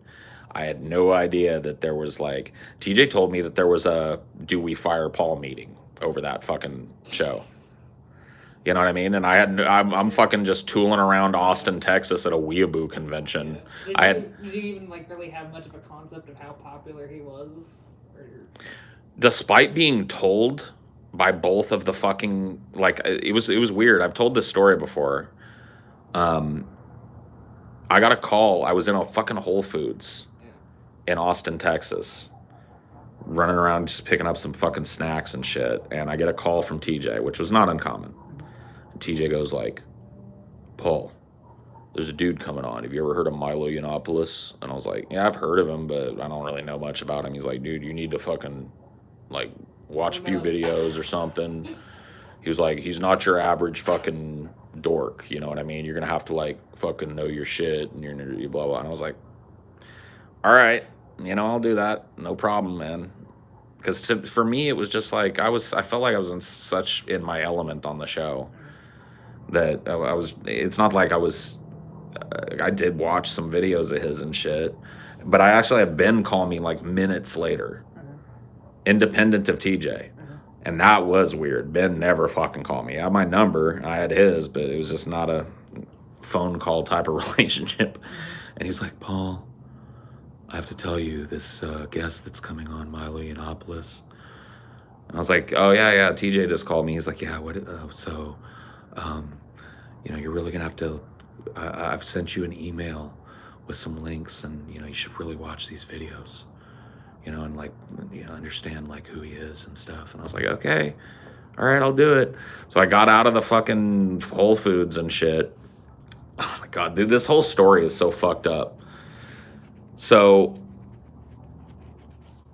I didn't have much time to prepare. We'd gone out to go to the Whole Foods to grab some snacks and shit, so we had something to eat for the show. So they called me like, what was it, like a couple hours before the fucking show, maybe at most. And we're like, hey, watch a bunch of videos. So they didn't know, but I also wasn't on call and shit. And so I got back to the hotel. I'm on my way. I'm at the hotel and I'm starting to watch some Milo videos. On my way up, and we're like, I don't know, 20 or 30 minutes from showtime. Yeah. On my way up, I'm watching a Milo video and my phone rings, and it's fucking Vadim Newquist calling me on the phone. And I'm like, okay, bloop. And so I pick it up and he's like, hey, Paul, it's hey there, Shadomite. And I'm like, oh God, what's up, Vadim? And he's like, I have this, fundraiser going on tonight. It would be really super cool if you could, like, fucking plug it on the show. And I'm like, I don't do that, bro. I was like, you called the wrong guy. Not in charge of plugs. And he was like, yeah, no, I get it. It would just be really cool if you just like drop a mention on it. And I was like, yeah, but I don't do that. Do you understand? My job is not to throw plugs out on the show. You're calling the wrong guy. Get a hold of Ben. Well, I already sent him a message and he never got back to me. And I was like, well, there you go, Vadim. I'm sorry. Gotta go. Bloop. So I wasted like, 5 minutes of my time bullshitting with Vadim Newquist, who was just trying to star fuck me at that point. Just trying to get a fucking, and whatever. It was for a good cause or whatever. But it's just like he called me on a fucking show day, 20 minutes before the show goes live to try and he used my connection with him to do that. And it's like, so that happened. I had about 20 minutes to prepare for my fucking Milo Yiannopoulos shit. Watched some videos of him, and I was like, why was I warned about this guy? It's like, he's just a douchey, gay, British fucking, you know what I mean? Like, Republican guy. Who cares? Like, what? Okay. I'm prepared. I watched the fucking sacred videos. I just didn't get, like, what they should have told me was, like, TJ said some cryptic shit. He didn't say, Milo Yiannopoulos has like 3 million followers or whatever. He said, this guy's no small potatoes or some shit. You know what I mean? Just give me the numbers, bro. If you would have told me like, this dude is going to bring like 3 million. Because I'm not the type of dude either that when I'm live, like, especially back in the DP days, I'm not looking at how many people are watching. I'm not looking at the chat. I give a fuck. I'm focused on the show. And so I went through that whole show, had no clue that the chat fucking hated me. Had no clue that everybody that came with Milo Yiannopoulos was dunking on me. Had no clue that, like, in the ensuing 2 days that I had off, there was a Should We Fire Paul meeting that was called. Yeah. Just had no concept of what it was. Finally, fucking TJ called me. And I was in a hotel, I didn't even have a place to stay yet. I just, And he was like, yeah, man. He was like, that Milo episode, that didn't go well.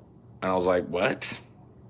But it did, ultimately. Yeah, I mean, covered on the fucking news. Well, that's the thing, is like TJ he's admitted that like his instincts were wrong on the fucking Milo thing. And in fact, he knew it before it became a giant thing on the news. Yeah. Like, the next time Milo came on, he said he would only come on if they kicked him, like I wasn't allowed on the show. And he basically told Milo to go fuck himself. Yeah.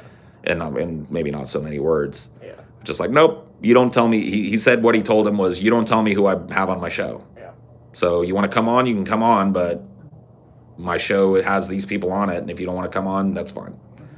And Milo was like, nope, and that was it. But I had no fucking concept until TJ called me, and he was just like, he didn't tell me I was like on the verge of being fired because they decided not to or whatever, but he was just like, man, you really got to fucking, look out when these people are on and blah, blah, blah, blah, blah, and soften up on the guests and yada, yada, yada. And I was like, and I had a conversation with TJ at that point. I was like, all right, I said, and once again, I had no idea how bad this was, but I was just like, you know what? I was like, because I kind of got popular with this audience by antagonizing your guests. Yeah. So what do you want me to do on the show? And he's like, no, I don't want you to not antagonize guests, but you really got to fucking watch that Milo episode and just learn from it. You know, and I'm like, it was just a weird fucking place to be put in, you know? And at the time, you know, it looked like a big misfire for the show, but the show ended up benefiting so fucking much from that. It's like he didn't really, they were like, oh, we don't want to step on toes, but like those toes were like on eyeballs. Yeah, I mean, I don't know. If they would have just told me motherfucker has like 3 million people and he's worked at BuzzFeed and he's fucking like a campaign manager for this person and he's gonna fucking speak at CPAC and you know, I had no fucking clue. Yeah. They sent me some videos of him like poning libs at a fucking college or some shit. Yeah. And it was all just like Catholic bullshit. And I was just like, he's a fucking weird gay religious fucking Republican Catholic? Okay, I'm prepped. You know, I didn't know he was a weird, gay, religious Republican Catholic with 3 million other weirdos that came with him everywhere he went, you know. Nobody told me that. Everybody was real indirect with me about it, you know. Like, you had fucking time to, like... This guy here is no small potatoes, Paul. All right, man. Potatoes.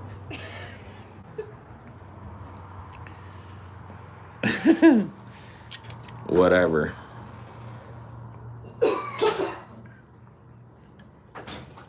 Oh yeah, you're right. He's not gay anymore. You're right. I forgot. My bad, skis. He's not gay anymore. Whoops.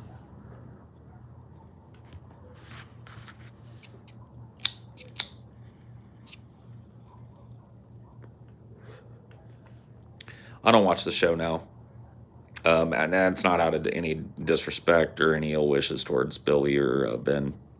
It's just, I can't watch it, you know.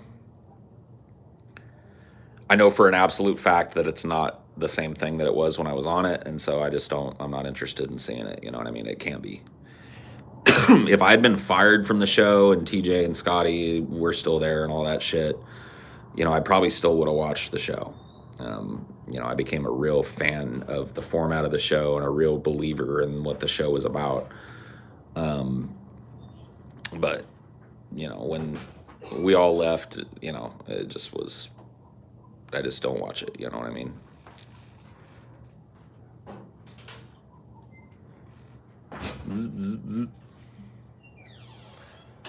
Sizzling.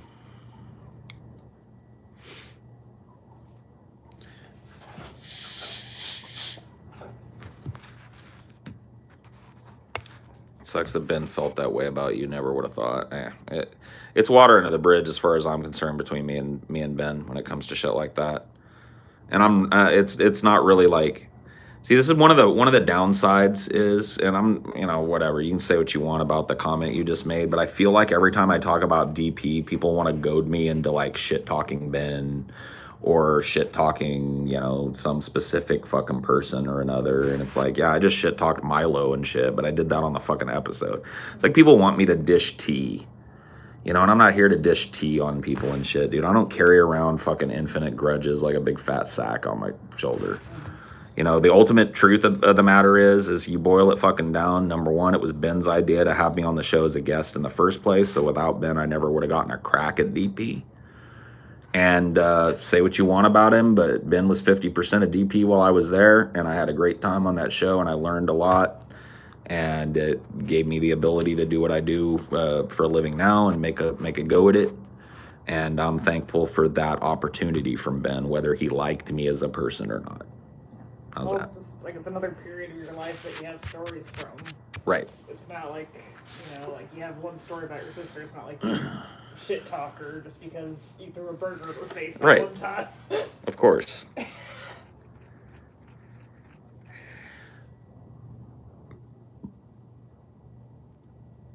You know, I mean, I don't know. It is what it is. I don't mind talking about it, but the thing that bothers me about talking about it is that people expect it to be a big tea spill or some shit. And it It's not my intent to ever do that. That's not a business decision that I make. I think it's bad business to do shit like that. To take like the people that gave you an opportunity and gave you a wedge into the fucking thing, the show that gave you, you know, to open the door to your fucking current shit and go and fucking relitigate sour grapes. To what avail, you know? Ultimately, that's honestly my perspective on it this far from it. I've gotten far enough from it to where I'm really not angry about, you know, any injustice or whatever perceived injustice that I suffered as a cast member of that show. And I'm more thankful for the opportunity, you know, because I get to do a really cool thing for a living. So.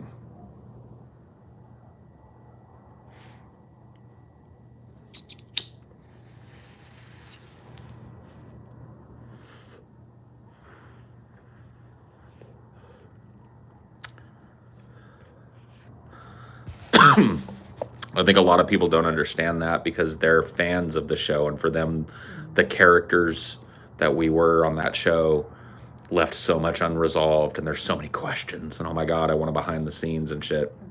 I don't even really think of it that way. I lived it. And so there's no secrets about it to me. And what I've done is process the shit about it that I found to be like negative or whatever, and weighed it against the positives that it's had on my life, and found that the scale is heavily weighted towards the positives, and that the negatives are all just basically just forgettable interpersonal conflict shit. The type of shit that happens to everybody in every kind of fucking workplace, yo. How do you deal with lingering anger? Man, you gotta work it out. A Christian would tell you have to forgive. I don't necessarily think you have to forgive, but you've got to do like a cost benefit analysis to get rid of most lingering anger, I found. Because man, I can't remember exactly how he put it, but my therapist was really good at talking about anger, and he would tell me, you know, anger is such a choice. You know, he would say anger is an expression of pain. He would look at me and he'd say you'd do better off to cry about it. And I'd be like, cry about my boss being a bitch? And he was like, yeah. And I was like, that just doesn't feel right. That feels like she won. And, you know, he was like, if you cried about it, the emotion would be spent. And you just get over it. It's like, I'm not prescribing that you do it. I know you can't make yourself do that, but I'm just letting you know what you're holding on to is emotion and resentment. And you're hyper-focusing on something that happened months and months and months ago, that you should have let go months and months and months ago. You know, and he drilled me on this shit, but I just came to a point where I was able to do, and I still have to do it. Like, what do I stay mad about? You know, how long do I seethe?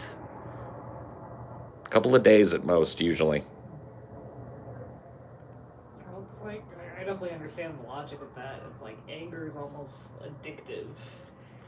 You want to keep being angry. Well, yeah. Like if you're upset about something, you want it to be over as quickly as possible. Well, anger is pain. Yeah. And so anger is like sadness. He used to tell me anger and sadness should be synonyms. That was one of his little sayings, because anger is just an expression of sadness misappropriated. He goes, most of the time when you're angry about something, what you really want to do is cry about it. You really want to go somewhere and be alone for a minute and cry over the way that you were treated. And then if you did that, the emotion would be spent. And it's not even about, and he was the one that told me, give up on forgiveness. He was like, forgiveness is, he was like, if you forgive anybody, forgive yourself. But forgiveness is not what you should seek, or not what you should seek to give. It's about just getting over it. It's about assimilating it and learning what it is that happened to you and just letting it go. What effect does it have on your life now?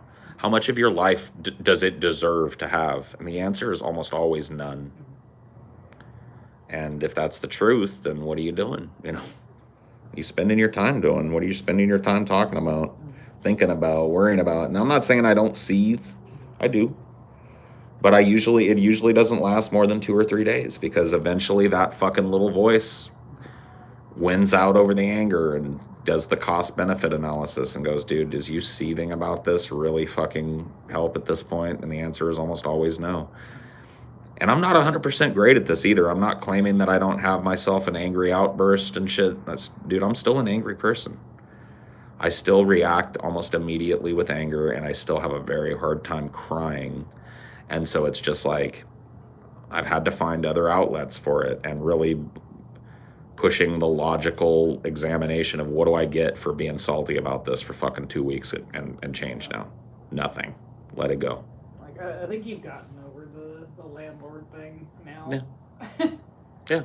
And think about it. Like, it was like when it really got to its fucking fever pitch and they were wandering around out here without even telling us and shit. Yeah, it's not like it wasn't justified, but I think... Right. There was a couple of days where I was hyper-focused on that shit. And I'm telling you, in times past, you would still be hearing about that shit from me.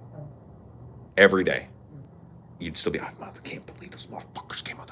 Because I would never let it go. I would feel like, a slight was done to me. And it was. They disrespected us coming over here, not even telling us they were going to be here, wandering around like they own the place. But ultimately, what does me fucking seething about it avail me and you? Nothing.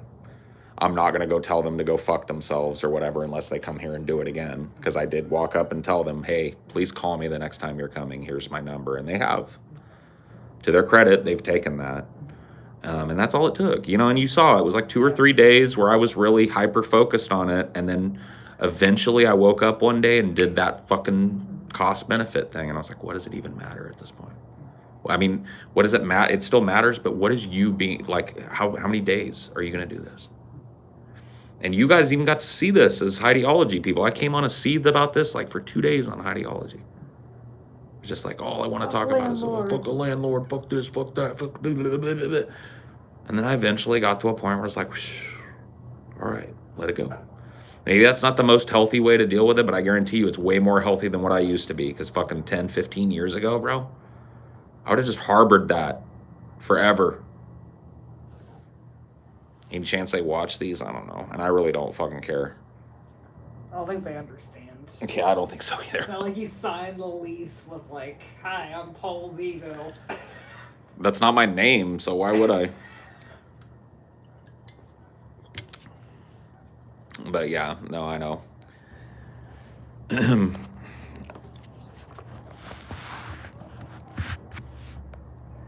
Not in California. That's not how you get shot in California.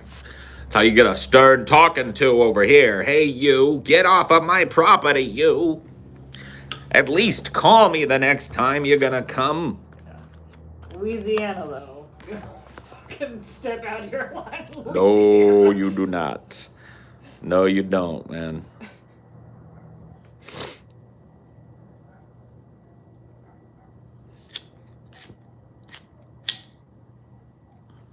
You just don't do it. See, I'm the opposite of you. I'm incapable of being angry without just fucking immediately tapping into the pain and crying about it. That's actually... Every time I've ever been angry, I just like start crying almost immediately after. That's actually a good thing, though, because it means that you're actually connected to the root of what's going on. It means that you're an emotionally well-developed person. That you...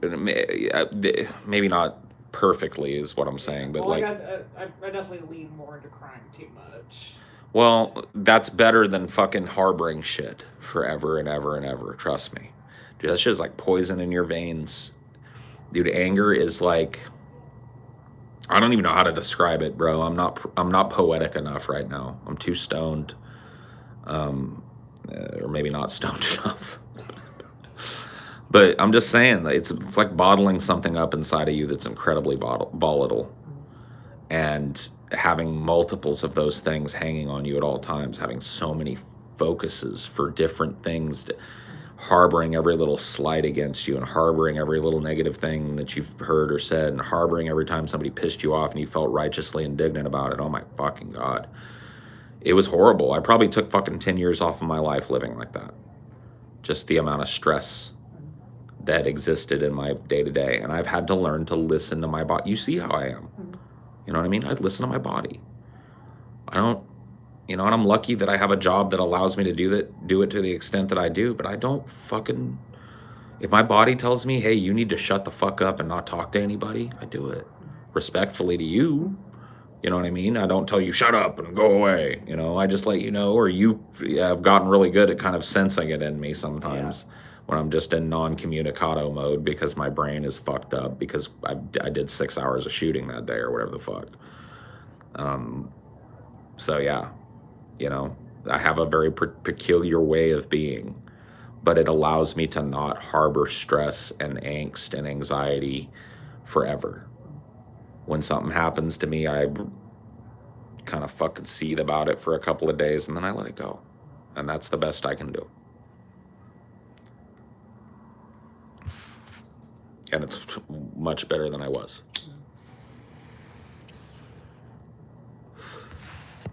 I found that type of anger inspires that same kind of thing in other people that have a propensity towards anger problems. And so it feeds. It's just like a fucking feed that two angry people will feed on one another until it's just out of control. And it really is a choice, man. And I don't know what the best thing is for everybody. I do cry, but it's such a rare occasion for me. In fact, I find more now that I happy cry more than sad cry. Yeah, like you cry like with nostalgia. Yeah. More than anything. Yeah. Like your theater teacher. Yeah. Theater teacher, you know, Michael Fields, and finding out, I mean, I really thought that he was probably dead because he looked like a really older guy, and he is, but to finding out that he was still alive and still doing what he did, to me, that's way more apt to make me cry than me being mad or sad about something. Or like you get really touched by a piece of music or something. Yeah, music. Music will make me bawl, depending, you know, on the mood. But yeah, certain pieces of music, it's like, dude, I don't let people know that type of shit exists because it could be used against me. I have to watch a whole ass Pixar movie if I want to cry, and I just don't have the time. Hey, dude, put it in 2x or 3x or whatever. Yeah. To watch it in 30 minutes. Or fucking timestamp the thing that actually makes you do it. Yeah. Or just watch, like, sad posting. Yeah. Like, go to, like, R sad and just watch every video there.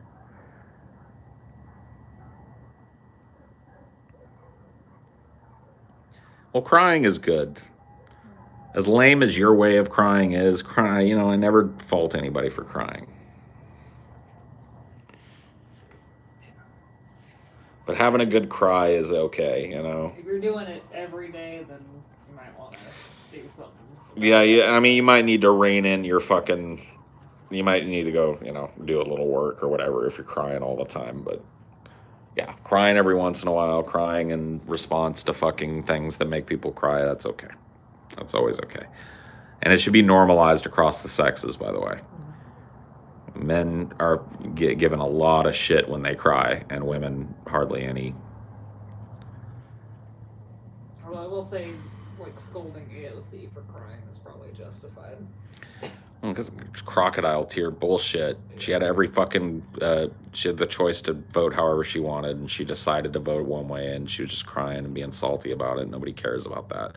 Dude, her tear, that's just the thing, is like crying doesn't confer power, and a lot of people think it does. Oftentimes crying or fake crying, which has become so fucking prevalent now. I catch it all the time. Let me tell you one thing that exists across all people. When they cry, tears come out of their eyes. Unless they have some kind of fucking tear duct deficiency, some kind of rare genetic disorder where they were born without functioning tear ducts, when they cry, or they have burns or some shit, when they cry, tears come out of their eyeballs. How many people have you seen have whole ass conversations where they're like, but I don't love you, but I love you, why are you doing this? Why are you doing this to me? Why are you doing this to me? Why? And there's not a hint of moisture. So many people are fake crying. Yeah, like it's easy to make your face all red and shit. Yeah, you just get all fucking worked up and hyperventilate a little bit. And what else is like kind of gross, but like you get snotty when you really cry too. There ain't no snot, you're not really. Oh yeah, dude, you snot out your nose, dude. When you cry, dude, your whole fucking face melts. You know what I mean? And I see people all the time, like fucking, like they'll have whole conversations with a person where they're crying, but not a fucking tear or a booger to be seen. You know what I mean? I don't know what to tell you. Well, you have to understand, A-Spec, that your wife is the fucking exception and not the rule. People that don't have functioning fucking tear ducts are very, very rare. And the people that don't have functioning tear ducts, most of them have functioning sinuses. Once again, when you're fucking crying for like 5 minutes straight, you're gonna be bubbling snot. And I will watch people have whole ass conversations with like, why would you do this to me? I don't understand. Why are you treating me like this? Karens usually. And not a fucking squidge. Not a squidge. Not a squirt. Oh, shit. Okay, Yeah, sorry, thank you, honey. you want ice too or not? Yeah, a little bit would be great. Thank you. Thank you, Craig, for the 10 Canadians.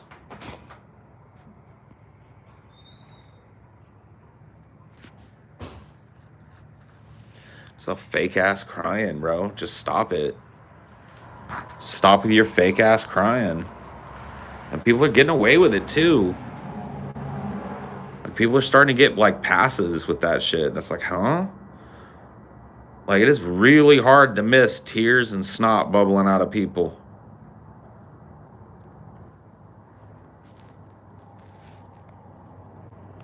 You are a god, Craig. A god amongst Canadians for sure.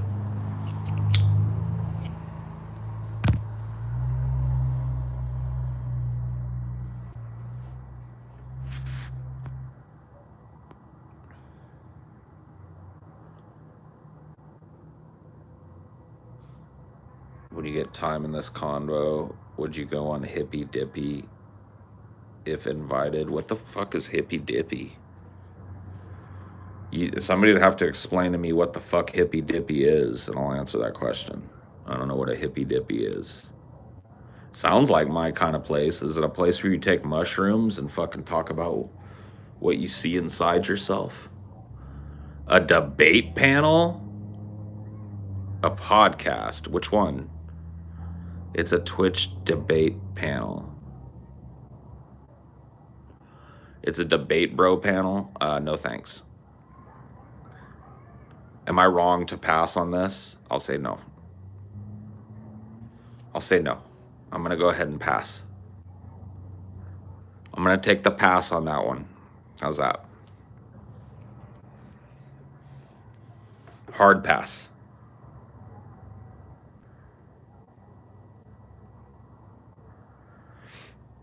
No, I don't know. I guess it depends. It depends. Like if somebody reached out to me and invited me, and the topic was something that I thought would be interesting to go and talk to a bunch of debate bros about, I'd probably go. To be honest with you, now that I'm done pooping on it, yeah, no. If I was invited, like, and the topic I felt like was something that I could add to and that might generate some interesting discussion, I would go, probably.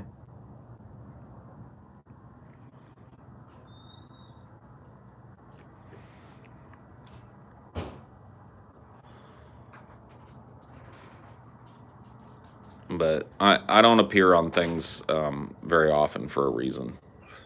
I'm invited to appear on a lot of shit, and I appear on a very slim margin of the shit that I'm invited onto. And I'm not really invited all that much, but I definitely like err on the side of ignore the invite. From what I've seen, it always happens. It always has too many people to get many of your views through. That sounds kind of crappy. Like I said, I've never watched it. I don't know what it is, so you'd have to tell me. End it like you ended Bloodsports. I'd have to know a little something about the people that run it. Is there anything you'd be interested in discussing with Destiny? Yeah. Honestly, if Destiny wanted to like fucking nostalgia bomb with me about the old days when he was a StarCraft semi-pro and used to meme on his streams and play video games and it was fun and he didn't take everything so goddamn fucking seriously and all that shit, yeah. I mean, I'd talk about that. But I don't really think I would want to get in a discussion with Destiny. I think I would find myself agreeing with him on some things and vehemently disagreeing on some others, but talking to like when Destiny vehemently disagrees with people, he becomes insufferable. I liked it back in the day when he would just laugh it off and meme. He would do this like Beavis laugh when people would get all under his skin. He would go like, "Heh, cool, whatever." You know what I mean? And that was always the best response. And now he gets all fucking self-righteous and preaches for half an hour, and I just couldn't fucking hang, bro.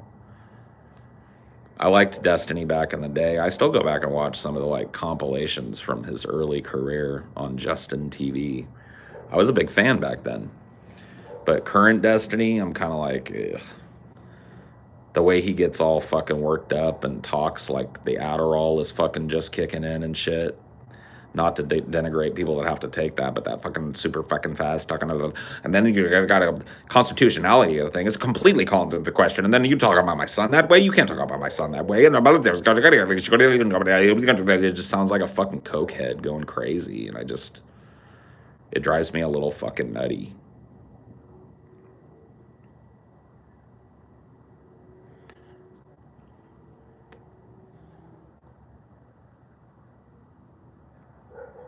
Yeah, he starts fucking sounding like Eminem on Rap God, yeah.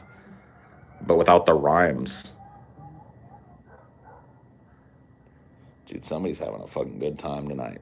Good for them. Party like it's 1999.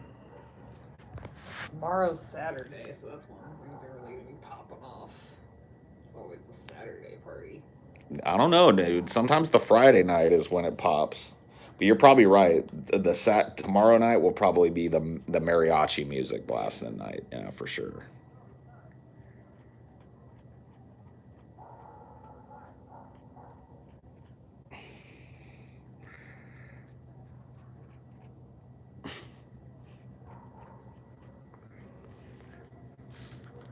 But that's another thing too. That a lot of people look for people like Vosh does it too sometimes. Not all the time. It's not a criticism that I would level at Vosh all the time, but sometimes Vosh gets into this mode where he's really talking super duper duper duper duper duper fast, and it just gets like fucking hard to follow what he's saying because blah, blah, blah, I don't communicate like that, dude. And that's just a personal preference thing, I think, more than anything.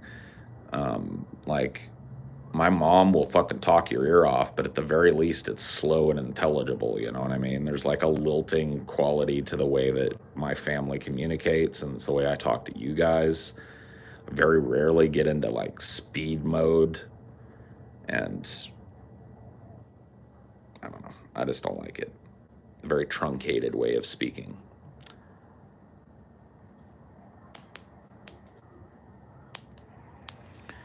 It just reminds me of the old Micro Machines commercials from the 90s with that Mike Machida guy, the fastest talking guy ever. Yeah. It's not very convincing either. I feel like people are magnetized more by like the slower talking. Oh, I know I am. I guess some people like that fucking efficiency and shit. So for some people, it's like how quickly he can get the density of information in. So it's like for TJ, I don't know why TJ hates Destiny so much. TJ would probably like Destiny because his fucking takes are so truncated. He's so fucking, he packs a lot of fucking arguments into, 20, 30 seconds. And TJ's the type of guy that listens to a lot of fucking videos and shit, but he does it on like 2x. And to me, that sounds like, but like some people can discern that shit. I can discern it. That's a little overstating it, but like it's just not pleasant for me to hear it. I like the pauses of normal conversation. I just like the breath pauses, and I don't like that real super dense, like. I don't know, can you think of like any successful politician that was like that? Talked that way? Talked real fast? Yeah. A fast talker.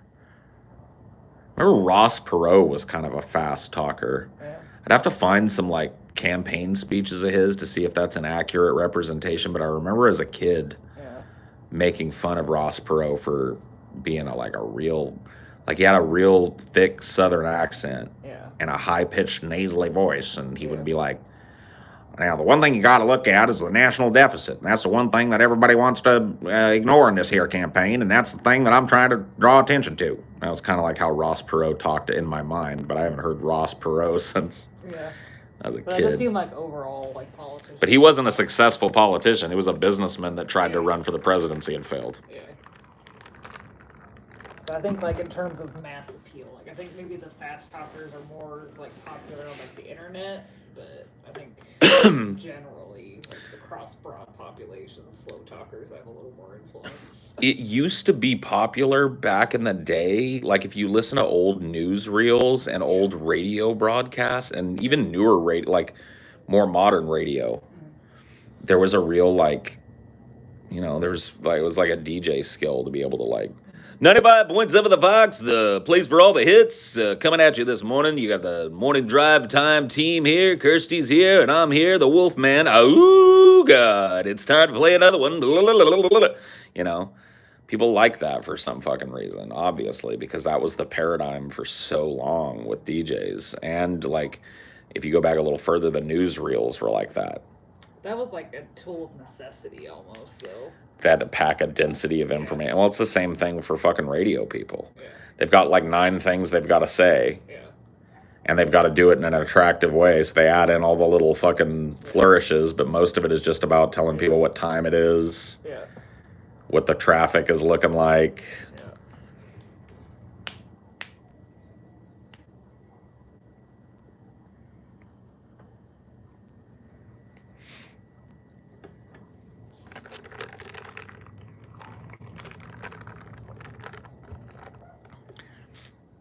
I mean, I think there's definitely like a sleaziness that's implied in my mind to fast talkers. When I think of fast talkers, I think of car salesmen. Yeah. Well, I'm thinking of Trump, like the way he like tripped over his sentences a lot.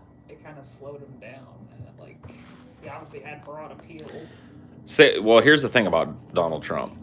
He has a comedian sense of timing. He's not always funny, but he knows when to fucking take a pause. And that's hard. You can't teach it almost. Like, it's something that, like, and I'm not trying to fucking brag or anything, but it's something that made me stand out when I was in my early theater classes in high school. Me and my buddy Rodney had this innate sense of when to take a pause and when to fucking, like, deliver a line and how to deliver it, how fast to deliver it. Comedic timing is something that's almost innate in some people. And so it's hard to teach. And so when you've got it, and Trump has it. Trump knows at least that. He knows when to take a fucking performative pause. That's huge. That's huge. But yeah, the fast talkers really don't use it. There are people that overdose on pausing too, for sure. There are people that are way too pausey. You have just the right balance, and you draw people in like crazy. Yeah, that's true. 'Tis very true.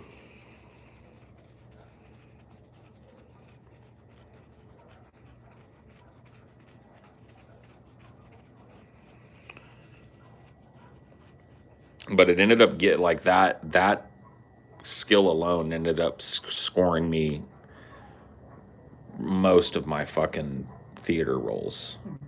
So many people would rush through lines. Yeah. You know, like having a sense of the pacing of a piece. Like people would say, so you always have this limit. They say prepare a 2-minute monologue. Prepare at the high end 5 minutes, but usually it's a 2-minute monologue. Or prepare 2 2-minute monologues, contrasting or whatever. And people would pick these super long pieces, thinking they have to fill that whole 2 minutes. Number one, if you do a minute and a half and it's really fucking good, it's going to be more memorable than anybody else's 2 minutes. But I actually got the chance because the city college that I went to, and it's kind of strange, would allow people to sit in on, if they were quiet, on auditions. In fact, sometimes students had to audit auditions for a class or whatever the fuck. And so I would sit in, man, whenever there was an audition, even though I wasn't in school, because most of the times I wasn't.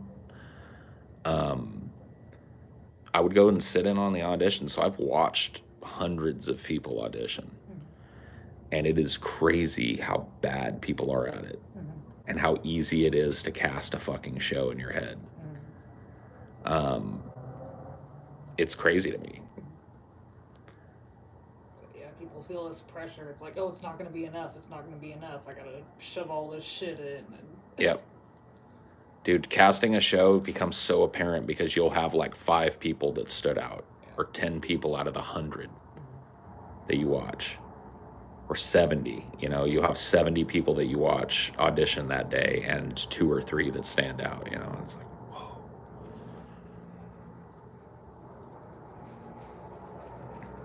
And it's not even really shit that's not fixable. It's just a lack of skill.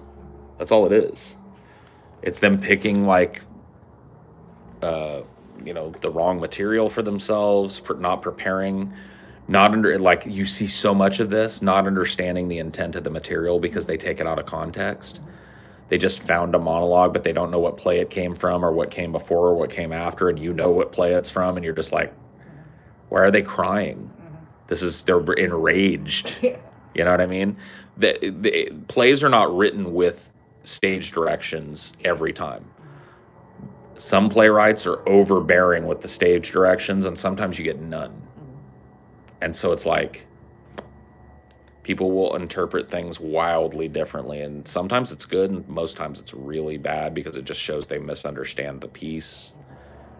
People will just like kind of like stand and stare at the ceiling while they talk, and not learn how to fix their eyes on a point like they're talking, so they're not looking in the eyes of anybody in the audience, but you're still looking. You're interactive. Yeah. There's a lot of people that don't know what to do with their hands, don't know how to move, don't know how to not move. Like people that just can't stand still. Like a lot of the nervous energy comes out and they're pacing around or shuffling back from one foot to another. And all of that is just a lack of training. 100%. Do you ever have like any like specific public speaking or speaking classes? After high school and shit, I did a communications class where you had to give speeches to the class in college. Yeah. You didn't get anything in high school, like, because I remember we had this thing where like we were learning debate or whatever, and like we had like the board, like every was like a tally mark on the fucking board. And... Yeah. We had a debate team and shit, but I got sucked into drama, and so that was all I did in high school. And I learned, you know, a lot of probably the same things that you learn on the debate team, just through a different medium. I'm more conversational, so I do a lot of ums and uhs still, but way less than your average person for sure.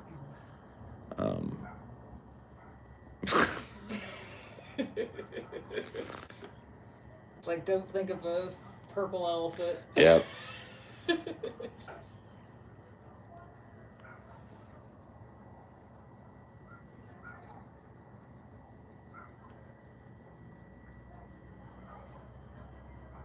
Ums are maybe over-exaggerated as like an error in public speaking.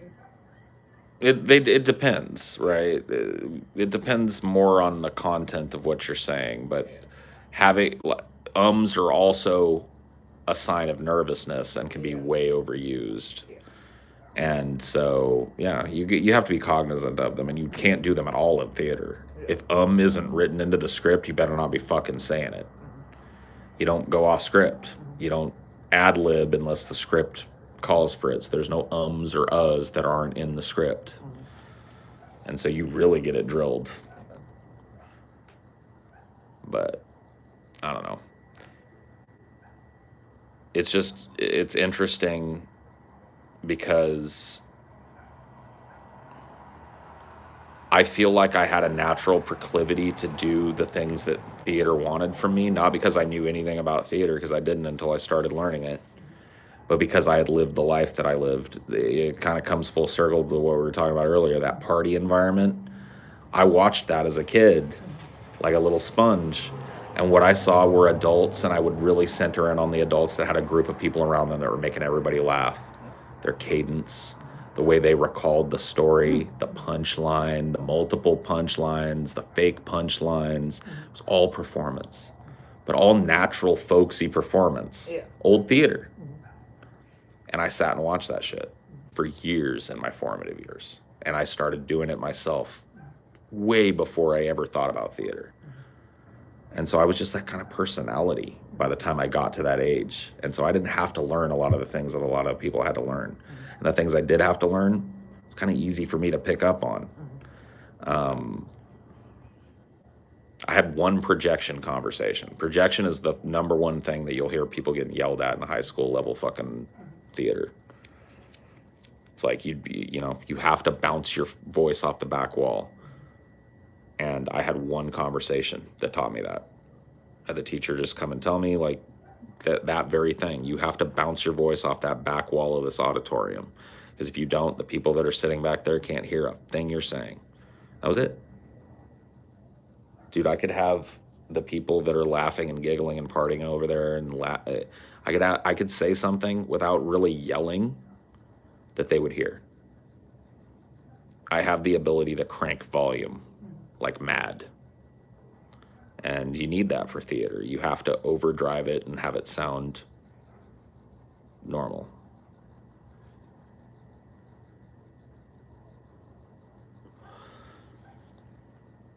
Yeah, I'm looking at you guys. Like, I'm looking at the chat. If you're going to have a conversation, have a fucking conversation with me. Don't have side conversation. Like, what are you here to do? This is not like this social room. You don't like the fucking topic, go somewhere else, or put something in that's insightful, because this whole topic has been circular. It's very clear to trace the etymology of the topic that we're talking about. We've had a very, typical fucking conversation tonight, so add to it.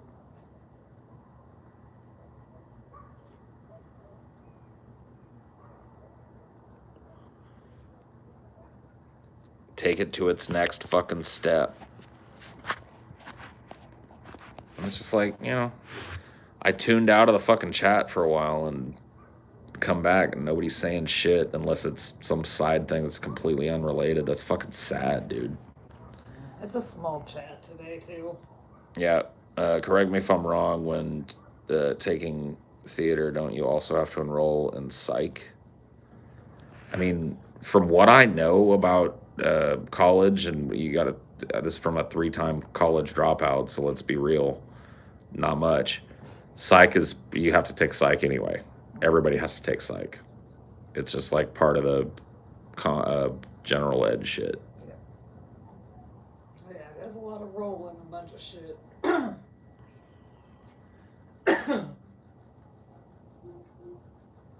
Yep. Unless you're like just completely buried in like math or something, you need psychology.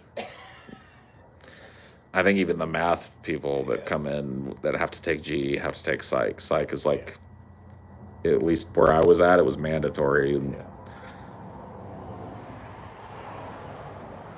how do you make your voice louder? You can learn this from somebody that's better at it than me. But you have to, the best way to think about it is to support the words that you're saying from your stomach and not from your chest or nose. So when you feel like oftentimes your belly will be distended when you're really projecting your voice. And I'm not even talking at a high volume now, but I can almost guarantee that the difference in volume is enough that neighbors could probably hear very clearly what I'm saying right now, versus when I'm not really projecting with you guys. They're not going to hear this. They are going to hear what I was just doing. The difference in volume is minute, but I was really projecting my voice. Now, I can go way louder than that and sound conversational. I just don't want to do it in the middle of the night. But the point being is you support, it's about diaphragmatic control and supporting your breath. So you support your breath from the diaphragm, and the way you do that is to feel like you're pushing out that muscle that pushes out your belly. Support your breath there and use your diaphragm to push that air out louder. I mean, diaphragmatic breathing in general is just better for you. Yeah. it helps with anxiety a lot to use your diaphragm more. It's true. It's true.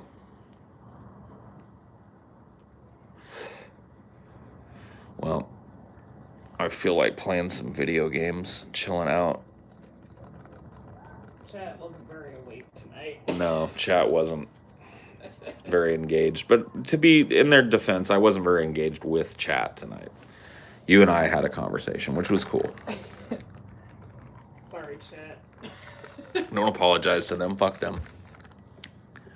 But yeah, I don't know. I might, and this is only to test the efficacy of my rig's ability to do this. But I might do, you know, a little bit more streaming of Neo 2, because I've been trying to do the streams in 60 FPS, and I really thought it would choke my machine to do it. Plus the video, but like I'm not having any trouble at all. I went back and looked at the Neo 2 footage, and I'm like, it's not 4K because I'm not playing in 4K, but it's like crisp 60 FPS, looks really good. So I want to try and do a little bit more of that, just to see what the boundaries of my streaming ability are. So yeah, you can come watch me die over and over again for a little while, maybe, if I decide to do a stream. If not, I'll see you next time. Yep.